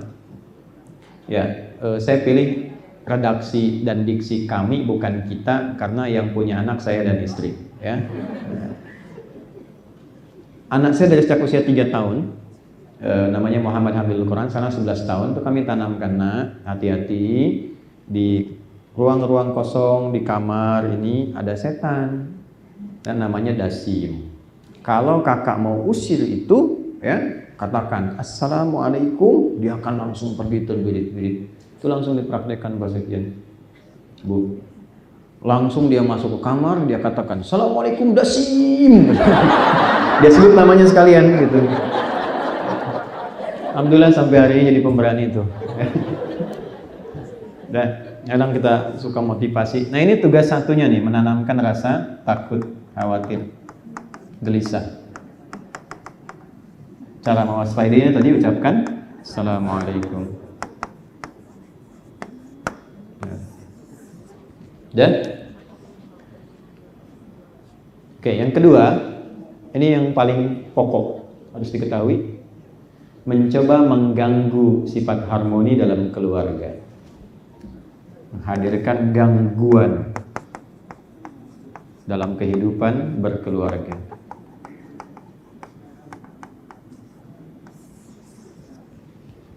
Ya. Ibu dengan suami demikian adanya, kan menikah baik-baik, senang, foto, nyaman, damai. Kenapa tiba-tiba kok salah pahamnya dalam? Padahal bisa didudukan, ya. Dalam satu kali duduk bisa bicara, kok bisa, mohon maaf, yang siang jadi malam, malam jadi besoknya lagi, jadi saling cemberut dan sebagainya gitu. Nah, ini yang ngambil peran ini, yufarriquna bihi bainal mar'i wa zawji. Karena itu nanti ini ada babnya, Bu. Ya, mohon izin ya, mungkin untuk anaknya atau cucunya yang mau menikah, saya sarankan sebelum menikah itu diberikan pendidikan dulu pranikah. Supaya mempelajari kehidupan rumah tangga itu bukan setelah menikah. Nah, saya perhatikan riset, mohon maaf dengan kalimat ini, kami kalau menjadi saksi atau memberikan tausiah pernikahan, saya suka tanya sama penghulu, berapa sekarang tingkat dari statistik pernikahan dan perceraian dalam sehari? Mohon izin ya Bu dengan kalimat ini Pak, riset saat ini menunjukkan data statistik, setiap ada 1 kali yang menikah di Indonesia, itu di hari yang sama ada 50 yang berpisah. Coba ibu lihat sekarang nih generasi Z ini, baru nikah kemarin, besoknya udah pisah, baru ini begini dan seterusnya. Ini tidak mudah tantangannya. Nah, ini tugasnya ini nih, gini setan ini. Ya, ada yang rasa kasihnya dia habiskan sebelum menikah. Dalam masa-masa pengenalan, anak muda sekarang bilang pacaran dan sebagainya, habis kasih sayangnya sehingga nggak tersisa saat berumah tangga. Itu salah satunya. Makanya kenapa disebut dengan khitbah dalam bahasa Arab? Ya, pakai kha. Khitbah, ada khutbah, ada khitbah. Kalau khutbah orangnya banyak. Kalau khitbah objeknya satu. Tapi maknanya sama, kalimat yang singkat dan padat. Jadi kalau mau melamar, gak usah belok kepanjangan. Pantunnya kebanyakan, ininya banyak, nanti yang dilamar nanya, tujuan Bapak sebetulnya apa? Singkat padat, kami kesini datang ingin melamar anak ibu, bla bla bla. Khutbah juga begitu, singkat padat jelas. Tapi ada satu penggoda, hilang titiknya khoknya, jadi hafaba, hitbah, pakai hak, titernya kayu bakar. Sifat yang mudah membakar itu setan. Jadi kalau sudah disatukan dalam bentuk tunangan misalnya, itu jangan terlalu lama. Lamaran jangan terlalu lama ke nikah. Sebab ketika mulai akan diikat, ini sudah mulai bertugas. Ya, dibikin kasih sayangnya habis, ya, naik beca berdua, seakan beca milik berdua, tukang beca nggak ada, dunia sama, habis semuanya. Ketika sudah habis dikeluarkan sebelum menikah, rasa sayang itu akhirnya menjadi sedikit ketika berumah tangga. Jelas ya? Nah ini saat masuk nanti ke dalam kehidupan rumah tangga, nanti ada ayat-ayat khusus cara mewaspadainya. Itulah yang tadi saya katakan, kenapa nggak ibu turunkan misalnya ayat-ayat khusus menjadi istri, perannya apa, tugasnya apa, kewaspadaannya apa, suami bagaimana, tugas pokoknya apa. Ini bapak ada jadi suami sampai sekarang, tugas pokoknya berapa coba? Tuh. Ibu juga demikian, padahal itu menariknya ada di ayat yang sama, di surat yang sama. Pokok laki-laki ini, pokok perempuan begini. Kalau yang suami sedang bertugas pokok begini, apa yang dilakukan oleh istrinya? Itu ada, Bu. Ini saya tanya ibu saja, atau sebaliknya. Kalau suami sedang bertugas, ya, pernah nggak ibu mengantarkannya dengan doa dan kata-kata baik yang mendukung ia bekerja? Misal, selain menyiapkan kelengkapan ya, terus ibu kirimkan misalnya kalimat pengantar setelah cium tangannya, Papa bertugas yang lancar, yang baik, dan tanamkan dalam hatimu yang paling dalam, Mama menyertai Papa dalam suka dan duka. Gak usah tepuk tangan, ditanya tuh pernah gak? Itu yang dilakukan Sayyidah Khadijah, makanya Nabi selalu sebut namanya bahkan dalam tidurnya. Itu Nabi selalu sebut, Bu, setelah meninggal pun masih disebut Khadijah, Khadijah, Khadijah. Dan yang paling dahsyat apa? Dengan kalimat itu, suami selalu merasa tenang. Jadi ada masalah apapun ketika lihat istri, baru lihat wajahnya, itu setengah gelisah Nabi hilang. Bapak kalau pulang ke rumah sedang banyak masalah, lihat wajah istri dan setengah masalahnya hilang, Khadijah tuh Pak. Kalau nambah masalah tuh, cek itu. Itu Nabi kan bilang di Al-Bukhari, Zammiluni, zamlimuni, aku sedang gelisah, selimuti aku. Dipegang, digenggam tangannya, diselimuti dan keluarlah kalimat indah itu. Kalau di kita sekarang gini, sayang, kau itu orang baik, kau menolong yang lemah, engkau menjadi penopang bagi anak yatim, engkau tidak pernah punya musuh, tanamkan pada hatimu yang paling dalam, aku selalu menyertaimu dalam suka dan duka. Nah ini poin. Nah kalau kita biasakan jaga sunnah, sunnah itu kan jalan hidup. Jalan hidupnya dijaga seperti itu, memang mudah diungkapkan, tapi kalau dicoba lebih damai. Ya. Nah ini menjadi langkah mewaspadai bisikan-bisikan yang tidak jelas. Nanti provokasi ini akan hilang dengan sendirinya. Ya. Contoh lagi kata Nabi, kalau ada masalah malam, selesaikan di malam hari, jangan tunggu siang. Kalau ada masalah siang, selesaikan siang hari, jangan tunggu malam. Dan jangan dibuka ke publik. Itu kalimat hadis. Jika Anda membukanya, bahayanya apa? Ketika masalah di rumah sudah selesai, yang di luar belum selesai. Dan meralatnya nggak mudah lagi. Nah sekarang semua zamannya online. Masalahnya makin kompleks. Tadi saya sampaikan pada Ibu Ketua BPK, ada hadis Nabi mengatakan kewaspadaan tentang terjadinya pergantian era ke digitalisasi. Saya ti'alaikum unasun aw kama qala, nanti akan datang satu era terjadi percepatan digital. Taqarabul aswaq, tandanya pasar mudah diakses. Dulunya berangkat manual, pakai ojek, pakai angkot, sekarang klik barangnya datang. Sudah terjadi? Berarti yang Nabi katakan betul. Oke, taqarabuz zaman, waktunya semakin cepat akselerasinya. Setahun, ini detail hadisnya, setahun kayak sebulan, sebulan kayak sepekan, sepekan kayak sehari, sehari begitu cepat berlalu. Nah, saat itu terjadi, yantashirul kadhib dan tashirul fitan. Masalah sosialnya makin kompleks, dinamikanya makin beragam, fitnahnya makin banyak, manipulasinya makin komplit. Karena apa? Yang offline pun makin cepat terakses karena pindah ke online. Dulu judi offline kan, sekarang online, semua bisa akses. Ya. Ini luar biasa ini. Saya cek kemarin Zeus aja udah main judi tuh. Ya. Repot tuh. Semua anak terbawa. Ada permainan Zeus tuh, jadi candaan nih, Zeus aja main judi katanya. Yang mau saya katakan adalah kompleksitasnya begitu tinggi. Kalau ditarik ke masalah rumah tangga dengan tugas ini, yang dulu offline tidak mudah terbawa, sekarang godaannya naik, Bu. Ibu kan kalau punya masalah, bawaannya kan sekarang pengen bikin status aja. Dulu bisa ditahan, sekarang godaannya tambah. Nah, ini poin, hati-hati. Maka apa yang terjadi? Fa in khiftum shiqaqa bainihima fab'athu hakaman min ahlihi wa hakaman min ahliha. Kalau terjadi satu masalah di rumah tangga, perbaiki komunikasi. Kalau sulit, nih poinnya, jangan sembarangan curhat kepada siapapun kecuali pada sosok yang dipercaya membawa solusi dan maslahat. Itu bahasa Quran. Makanya Nabi Yakub tuh kalau ada masalah itu selalu mengatakan begini. Itu ada di Quran surah ke-12 Yusuf ayat 86 sampai 88. Quran surah 12 ayat 86 sampai 88. Saya percepat. Innama ashku bathi wa huzni ila Allah. Saya itu kalau punya masalah, yang pertama saya lakukan, saya hamparkan sajadah, saya curhatkan sama Allah. Bathi itu kegelisahan yang dalam. Huzni itu kegelisahan yang mengalirkan air mata, sedih. Ada masalah dengan anak, ada masalah dengan pasangan, jangan curhat keluar. Bentangkan sajadah, ambil wudhu, curhatin sama Allah. Gak apa-apa ibu, habiskan tangisan, gak apa-apa. Nanti feedback yang terasa pertama kali Allah kasih ketenangan. Solusi belum datang, tapi tenang itu hadir. Nah, dari ketenangan itulah dibimbing mendapatkan solusi. Kan jiwa yang tenang melahirkan solusi yang cemerlang kan? Ya, catat tuh, bikin status. Mahal tuh kalimat itu. Tenang dulu aja. Ya. Nah, sajadahnya jangan dibentangkan di Instagram, jangan di Facebook, jangan di YouTube. Bentangkan di tempat kita curhat. Jelas? Oke. Saya kira ini gambaran dasar. Nama satu, saya agak cepat dulu turunkan nama-namanya ya. Dua, ada namanya Khanzab. Saya 5 menit lagi selesai. Dua, Khanzab. Khanzab. Dan Khanzab ini setan khusus menggoda orang sholat. Oke? Ya. Setan khusus menggoda orang sholat.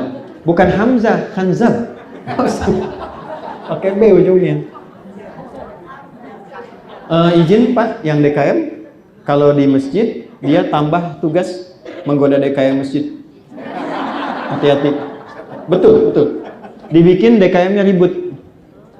Sebab kalau jamaah ribut, yang lain bisa datang. Kalau DKM-nya ribut, jamaah malas datang. Ini. Makanya Bapak kalau bikin masjid, di awal semua semangat, Bu. Semua semangat. Tapi kalau sudah jadi, bisa ribut. Ya, bisa hadir, bisa macam-macam. Ya. Ini DKM itu Dewan Kepengurusan Masjid. Ya, Dewan Kemakmuran Masjid. Khanzab, sifat dasarnya menggoda orang sholat. Ini saya kasih bocoran dikit, bocor halus banget nih. Lihat sini. Di Abu Dawud, idza kambara. Perhatikan kalimatnya. Kalau ibu sudah mau sholat, bapak itu bisa fokus, siap berniat dan seterusnya. Tapi kalau sudah mulai takbir, disitulah setan masuk.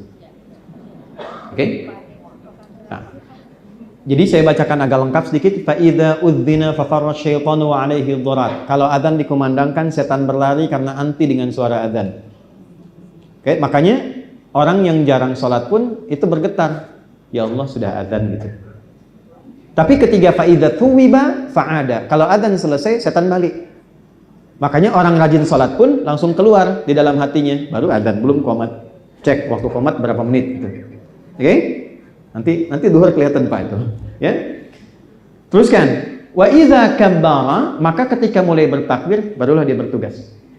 Anda sehusyuk apapun saat akan memulai, ketika mulai bertakbir, Anda akan merasakan sensasi yang berbeda. Fayaqulu syaitanu udhkur kadza. Maka setan mulai bertugas dengan membebani pikiran, ingat ini, ingat itu.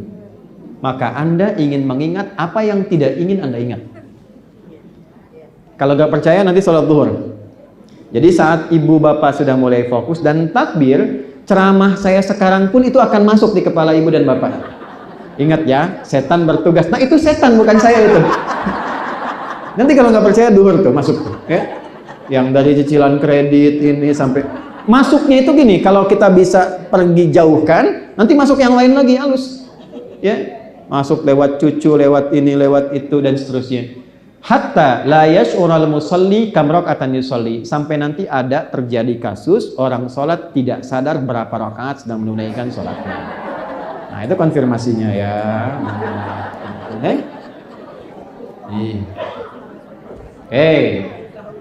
Waspadanya gimana? Kan baru kenali. Waspadanya gimana? Caranya 2. 1. Kalau was-was sebelum sholat.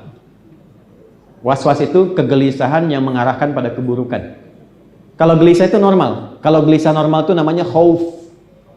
Khauf gelisah tapi normal, rasa takut yang normal.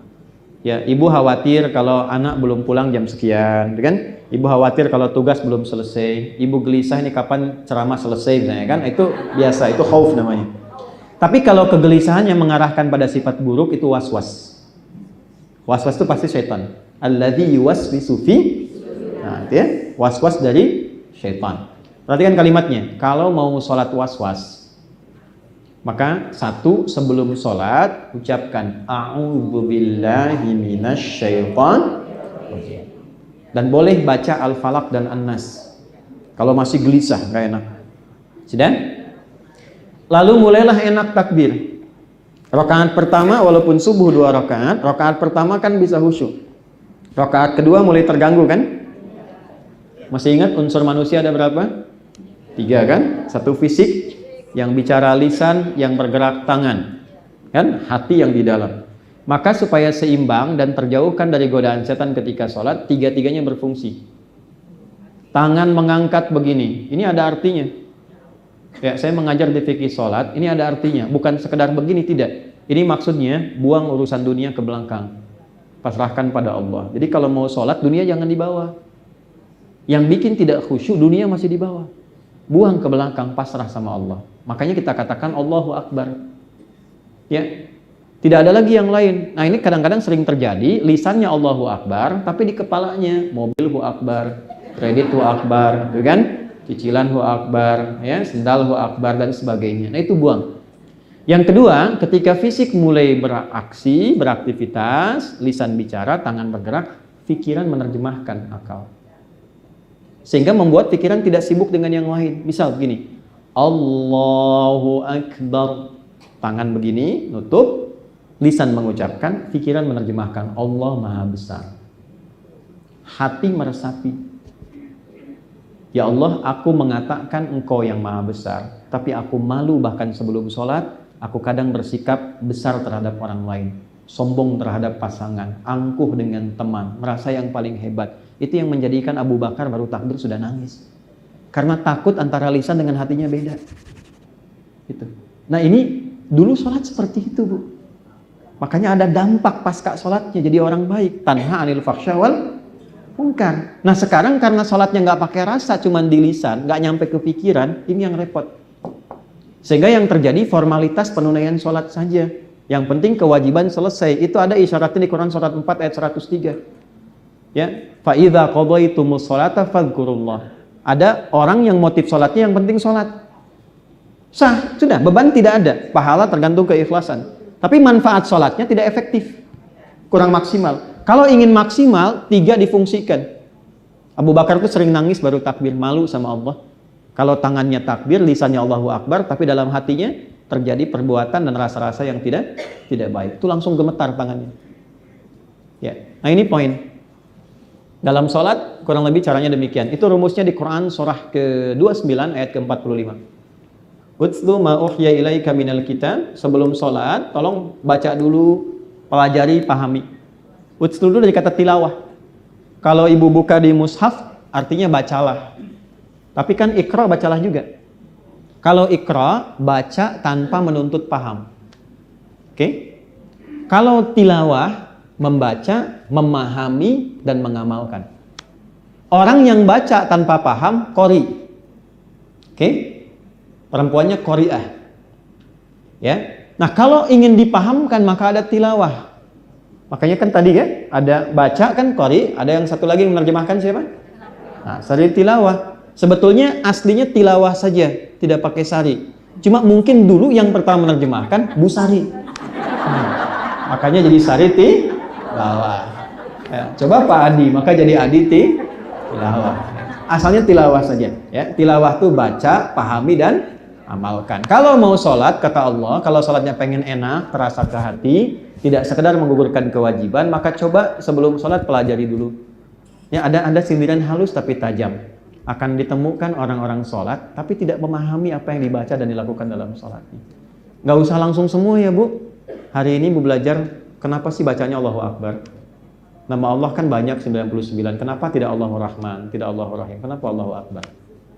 Setelah itu iftitah. Kenapa ada 9 bacaannya? Kenapa ada Allahu Akbar kabira? Kenapa ada misalnya Allahumma ba'id?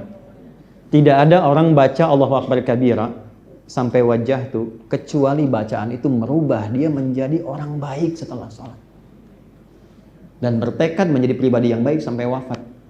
Coba deh, wajjahtu wajhiya lilladzi fataras samawati wal arda hanifan muslima wa ma ana minal. Perhatikan, inna sholati wa nusuki wa mahyaya lillahi rabbil la syarika lahu wa bidzalika umirtu wa ana minal.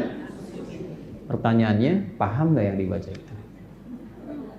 Ya Allah, saat ini, detik ini, aku pasrahkan diriku kepadamu penguasa alam. Kalau saat ini aku sholat, selama ini aku ibadah, dan kalaupun aku berkehidupan setelah sholat, aku berjanji akan menjadi pribadi yang lebih baik lagi. Tapi kalau engkau wafatkan aku dalam sholat ini, maka mohon tetapkan aku sebagai orang Islam yang tidak pernah berbuat penyimpangan selama hidupku kepadamu. Itu maksudnya. Tapi kalau ada orang setelah sholat tiba melakukan tindakan yang tidak baik, berarti ada yang tidak positif dalam penunaian sholat.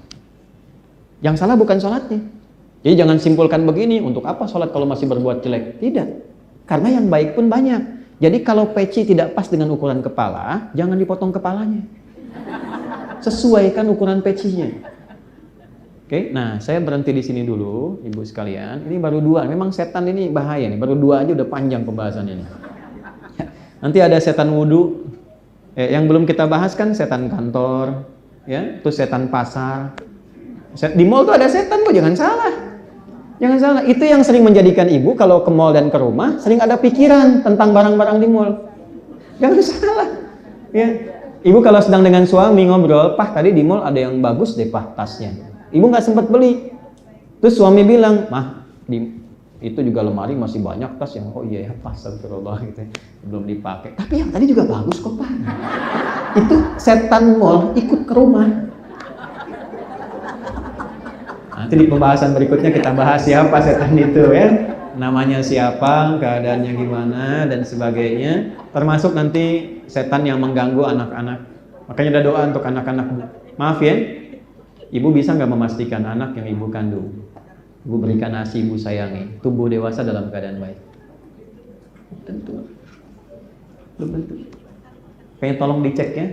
Jangan biarkan ibu jadikan sekolah sebagai titipan. Pulang ke rumah cek lagi. Saya mohon sebesar-besarnya, ibu tolong cek kembali di rumah. Jangan sampai anak itu tidak menjadi investasi terbaik yang membahagiakan orang tuanya. Konsep di Islam, anak itu ketika dididik dengan benar, itu investasi yang paling istimewa untuk membahagiakan orang tua di kemudian hari. Jangan sampai terjadi ada orang tua nggak kenal anak atau sebaliknya. Ini saya berikan yang paling dalam ya Bu, yang paling dalam. Di Islam tuh kalau ada beda keyakinan antara orang tua dengan anak, itu tidak boleh memutus hubungan kekeluargaan. Beda keyakinan silahkan, pilihan. Tapi dalam nuansa kekeluargaan tetap dibangun hubungan yang baik dan normal. Quran surah 31 ayat 14. Lihat baik kalimatnya. Wasahibhuma fid dunya ma'rufa. Walaupun engkau beda keyakinan dengan orang tuamu, jangan putuskan sifat dan akhlak baikmu kepada kedua orang tuamu. Kalau diminta kembali pada keyakinan, silahkan menolak dengan cara yang lembut, tidak menyakiti. Tapi jangan putuskan hubungan kekerabatanmu dan kekeluargaanmu dengan kedua orang tuamu. Sehingga apa yang terjadi? Kalau sakit, jenguk, berikan fasilitas terbaik. Kalau pegel, pijitin ibumu. Kalau naik promosi jabatan, yang pertama diberikan tuh orang tua. Anda bayangkan, dalam level beda keyakinan pun itu didahulukan. Maka bagaimana dengan kondisi-kondisi yang sama dalam konteks keyakinan? Nah, jadi kalau ada anak menyimpang, koreksinya dari Al-Quran, jangan anaknya dulu disalahkan. Orang tuanya dulu yang evaluasi diri. Itu poinnya. Jadi mohon maaf Pak, kalau ada anak disuruh sama ayah tidak menurut, Bapak jangan marahi anak. Cek dulu, barangkali ada bagian dari pendidikan yang belum sampai kepada anak, sehingga anak harus mencari pengakuan di luar rumah. Dan runtut sekali Bu. Jadi kalau kita keluarkan fikih keluarga, itu runtut betul. Misal dari usia sekian, memanggilnya bagaimana. Misal dari TK ke SD itu banyak kalimat sayang. Ya bunai, bunai, bunai, sayang, sayang. Terus supaya anak balik sayang kepada orang tua. Tapi ketika naik SD-nya agak tinggi, kelas 5, kelas 6, ke SMP, mulai muncul perintah. Supaya sifat sayangnya berkurang, tidak manja anaknya. Tapi kalau masuk SMP kelas 2, kelas 3, terus ke SMA, berubah kalimatnya menjadi teman.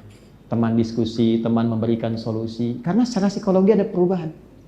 Dan yang paling hebat, teorinya jelas, petunjuknya jelas, ada contohnya, dan ada kasusnya. Ibu kenal Nabi Ismail? Kenal di mana? Berarti udah mau habis nih waktunya, udah kenal Nabi Ismail. Besok-besok kalau ada yang kenal lagi, saya langsung pulang. Tapi ibu masih lumayan. Saya di Pekanbaru, saya tanya, kenal Firaun? Kenal. Saya langsung mau pulang waktu itu.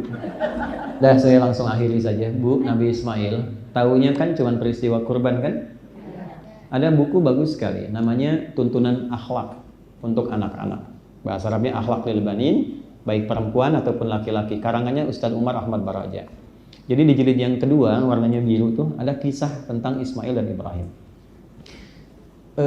Kisahnya itu yang ada dua sebetulnya. Saya mau lompat kepada yang paling tinggi dulu. Dalam kisah pengorbanan itu, tidak banyak orang tahu. Taunya kan mau disembelih terus diganti jadi hewan kurban kan? Itu ada proses Bu. Di saat terjadi mimpi itu, bapaknya kan bilang ke anaknya, nah, papa bermimpi mengorbankan nyembelih kamu. Pendapat Ananda bagaimana? Itu ada di Quran surah 37 ayat 102 sampai 109. Maaf, kan Nabi Ibrahim itu Nabi, Rasul. Mudah kan bilang sama anak begini? Nah, siap-siap. Kemana Pak? Sembelih. Gampang kan? Perintah Tuhan selesai ya? Enggak. Kenapa kalimatnya tuh bisa bilang gini? Fanzur madza tara, menurut Ananda gimana? Karena usia Ismail itu sudah masuk pada fase dewasa balik. Beda ketika masih kecil, kalimatnya ya bunai, sayang, sayang, sayang. Maaf Pak ya, sesibuk-sibuknya Nabi Ibrahim, beliau tuh Nabi, Rasul, pejabat tinggi, ya, kemudian pendakwah dan pekerja, itu masih kerja Bu. Bahkan melintasi berbagai tempat, makanya disebut Abraham, sang penyeberang. Dalam bahasa Arab, Abun Rahim, bapak yang penuh kasih sayang. Sesibuk-sibuknya beliau ada di Palestina, di wilayah Kanaan itu, anaknya di Mekah itu masih sempat nengok. Tumbuhnya bagaimana, main dengan siapa, tumbuh remaja bagaimana. Sehingga anak punya rasa sayang kepada bapak. Di antara rasa sayangnya ketika Nabi Ibrahim itu mau meninggikan bangunan Ka'bah, terus menginjak begini, injakannya disebut makom. Sampai sekarang masih ada. Itu anak masih belum balik, usia 3-4 tahun, melihat bapaknya ada pekerjaan, dia langsung bawa batu. Batu itu bahasa Arabnya hajar. Ya, kalau disusun jadi bagian disebut hijr. Kalau jadi ruang disebut hujrah. Maka dia bawa di sisi lain dengan mengatakan, bahasa kitanya, Pak, aku mau bantu ya. Dia susun-susun sehingga bagian itu sampai sekarang disebut hijr Ismail. Nah sekarang pertanyaannya, bagaimana mendidik seorang anak yang punya rasa kepemilikan tinggi, bahkan ketika ayah dan ibunya punya satu beban tugas pun, dia ingin mengambil bagian itu. Rasa. Kenapa? Karena ada rasa yang dibagi juga. Sesibuk-sibuknya masih ada sempat tuh nengok, sempat tuh lihat. Saya ini terbang Bu ya Pak. Ini saya ngejar hanya untuk balik, lihat anak pulang sekolah, hanya untuk dilihat terus langsung ke bandara. Supaya anak tidak kehilangan ayahnya. Jadi yang ditunggu itu, anak nggak peduli Pak. Saya ini disebut di Timur Tengah Syekh. Di sini dipanggil Kiai, panggil Ustadz. Ada gelar. Tapi anak saya nggak peduli, cuma pengen ayahnya. Tidak pernah selama saya ngajar dan pulang, saya disambut di pintu depan, maka saya mengatakan, Kiai! Nggak ada. Saya bilang, Buya! Itu ayahnya. Anak saya usia 3 tahun Ahmad dengan kakaknya Amel. Saya mau berangkat, Buya sebentar. Rupanya 2 anak ini kompak bikin gambar dan bilang, Buya jangan buka kecuali saat di jalan. Salaman, begitu saya buka, digambarlah seorang berpeci akan pergi, dilepas oleh 2 orang anak, 1 laki-laki, 1 berkerudung. Lalu ditulis di atasnya, I love you Buya, engkau adalah ayah terbaik yang Allah kirimkan untuk. Itu sampai sekarang kertas itu selalu saya masukkan dompet, nah pernah ditinggal aktivitas. Terus siapa Anda? Anda mau jadi silahkan auditor utama, pejabat hebat, sampai ke rumah dia butuh ibu dan ayahnya. Nah yang sering ganggu tuh ini. Ini kesibukan di kantor dibawa ke rumah. Anak tuh gak tahu apa-apa. Bapak boleh sibuk di kantor, tapi pulang ke rumah tuh anak butuh ayah. Ayah, diam kamu. Yang bikin bapak harus marahin bapak juga. Ibu juga demikian. Nah ini hal-hal yang simpel, sehingga ketika akan dikorbankan itu saat dewasa, itu diajak dialog. Sayangnya menurun, dialog muncul. Setelah itu dibawalah ke bukit. Di atas bukit itu ternyata ada dialog yang terjadi luar biasa. Kembali ke buku tadi, Pak, tolong pisahkan dulu baju luarku, supaya nanti dirapikan dan diberikan kepada mama sebagai hadiah terindah dari anak tunggal yang sangat menyayanginya.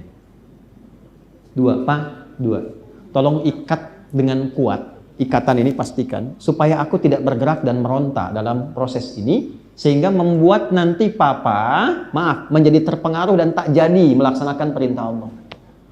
3, Pak, tolong tajamkan pisaunya dengan kuat supaya mempercepat proses penyembelihan itu dan tidak membuat engkau ragu-ragu menyembelihku atas perintah Allah. Itu. Dan ini menjadi sunnah sampai sekarang. Hewannya diikat dengan baik, tidak menyakiti, pisau ditajamkan, kan? Setelah itu disiapkan dengan baik, keluarga diberitahu dan sebagainya, lalu dibagi hasilnya. Itulah yang menjadikan Allah menguji sedemikian kuat, lalu mengganti dengan ritual yang nilainya dipelajari oleh kita sekarang. Di kurban itu bukan persoalan pilih hewan yang paling bagus, sembelih, bagikan, itu korban namanya. Kurban itu dari kata koruba, membangun kedekatan lebih. Antar famili dekat, hubungan ayah dengan ibu dekat, suami istri dekat, anak dekat, dengan Allah dekat, dengan tetangga dekat. Hubungan harmoni, itulah kurban. Kok bisa orang kurban setelah itu mencela? Setelah itu saling menjatuhkan, saling menghina. Itu bukan kurban namanya. Ada sesuatu yang kita koreksi gitu. Nah di tahap-tahap itu ibu sekalian, bapak sekalian, saya kira kita penting belajar ini untuk mengambil hikmahnya. Mudah-mudahan hari ini menyatukan kita untuk jadi keluarga yang baik. Hari ini mudah-mudahan kita diberkahi oleh Allah. Ya, mari kita berdoa, semoga doa ini mengantarkan kita semua pada insan-insan yang berbahagia di dunia, dan insya Allah bisa juga mendapatkan kemuliaan di akhirat saat kembali pada Allah Subhanahu wa taala. Allahumma taqabbal minna innaka antas sami'ul 'alim wa tub 'alaina innaka antat tawwabur rahim. Allahumma rabbana salli wa nusallim ala habibikal karim rasulikal mustafa al-amin sayyidina Muhammadin wa ala alihi wa sahbihi ajma'in. Ya Allah, kami memujimu sebagaimana Engkau ajarkan kami untuk memuji Engkau tanpa batas dalam kebaikan. Ya Allah, kami bersalawat pada Rasulullah dengan harapan Engkau memberikan bimbingan kepada kami untuk meneladani kemuliaan Nabi Muhammad SAW dalam berkehidupan. Rabbana la tada' lana fi maqamina hadza dzamban illa ghafartah. Duhai Allah, kami mohon, jika ada satupun di antara kami yang menghadiri pengajian ini membawa lumuran dosa, jangan biarkan yang meninggalkan masjid ini kecuali Engkau telah ampuni seluruh dosa-dosanya. Wala hamman illa farajtah. Jika ada yang datang dan berada di majlis ini membawa kegelisahan, jangan biarkan yang meninggalkan tempat ini kecuali Engkau telah tenangkan keadaan hatinya. Allahumma wala asiran illa yassarta. Ya Allah, Engkau yang Maha mengetahui, tidak semua yang hadir di tempat ini atau tersambung dalam pengajian ini dalam suasana yang nyaman dan tenang. Bila ada di antara kami yang telah mengalami kesulitan, maka mohon ringankan dan hilangkan seluruh kesulitannya. Allahumma wala maridan illa syafaitah. Jika ada di antara kami yang Kau uji dengan penyakit seberat apapun, mohon angkat dan sembuhkan penyakitnya. Allahumma ya Allah asli ahwalana ma yuqarribuna ilaik wahfad biladana an dulisiya waj'alha baldatan thayyibatan wa anta tardaha. Ya Allah, berikan bimbingan dan penyertaan kebaikan kepada kami sehingga kami mampu mengevaluasi diri dan berubah menjadi pribadi yang lebih baik dalam kehidupan kami. Dan mohon jaga negeri kami Indonesia yang kami cintai Satukan rakyatnya ya Allah dalam kebaikan. Jauhkan dari perpecahan. Berikan hidayah kepada para pemimpin kami agar bersikap adil dalam pengambilan keputusan yang akan meringankan hisab mereka di hadapan-Mu ya Arhamar Rahimin. Allahumma ihfadz ulama'ana waj'alhum mukhlasin lakad-din. Ya Allah, kami mohon berikan bimbingan pada para ulama kami agar dapat ikhlas dalam berdakwah. Berdakwah mencerahkan umat, menyatukan dalam kebaikan dan jauhkan dari perpecahan. Allahumma rabbana ihfadz ya Allah hadhil wizara wa hadhil lamha ya Allah min BPK waj'al kulla insani mubarakin. Ya Allah, mohon jaga setiap insan BPK yang bertugas di tempat mulia ini dalam kebaikan dan kesehatan. Bahagiakan mereka, berikan ketenangan dalam bertugas dan bimbing ya Allah agar jujur, baik dan amanah dalam menunaikan tugas yang dengan itu meringankan hisab di akhirat kelak. Allahumma rabbana atina fid dunya hasanah wa fil akhirati hasanah wa qina adzabannar. Ya Allah, anugerahkan segala kebaikan di dunia ini mampu kami capai dan kemuliaan di akhirat yang mampu kami raih, dan jauhkan kami dari berbagai perilaku yang menyimpang yang terancam dengan neraka-Mu. Bifadlika subhana rabbika rabbil izzati amma yasifun wa salamun alal mursalin walhamdulillahi rabbil alamin. Ibu dan Bapak sekalian, saya merasa terhormat dengan keberadaan hari ini, mengucapkan terima kasih atas kepercayaan yang diberikan untuk bisa saling belajar di pagi hari ini. Sekali lagi kami mohon maaf bila ditemukan dan pasti ditemukan kata-kata yang kurang berkenan atau sikap yang tidak sesuai. Semoga Allah memberikan kebaikan untuk kita semua. Subhanakallahumma wa bihamdika asyhadu an la ilaha illa anta astaghfiruka wa atubu ilaik. Assalamualaikum warahmatullahi wabarakatuh.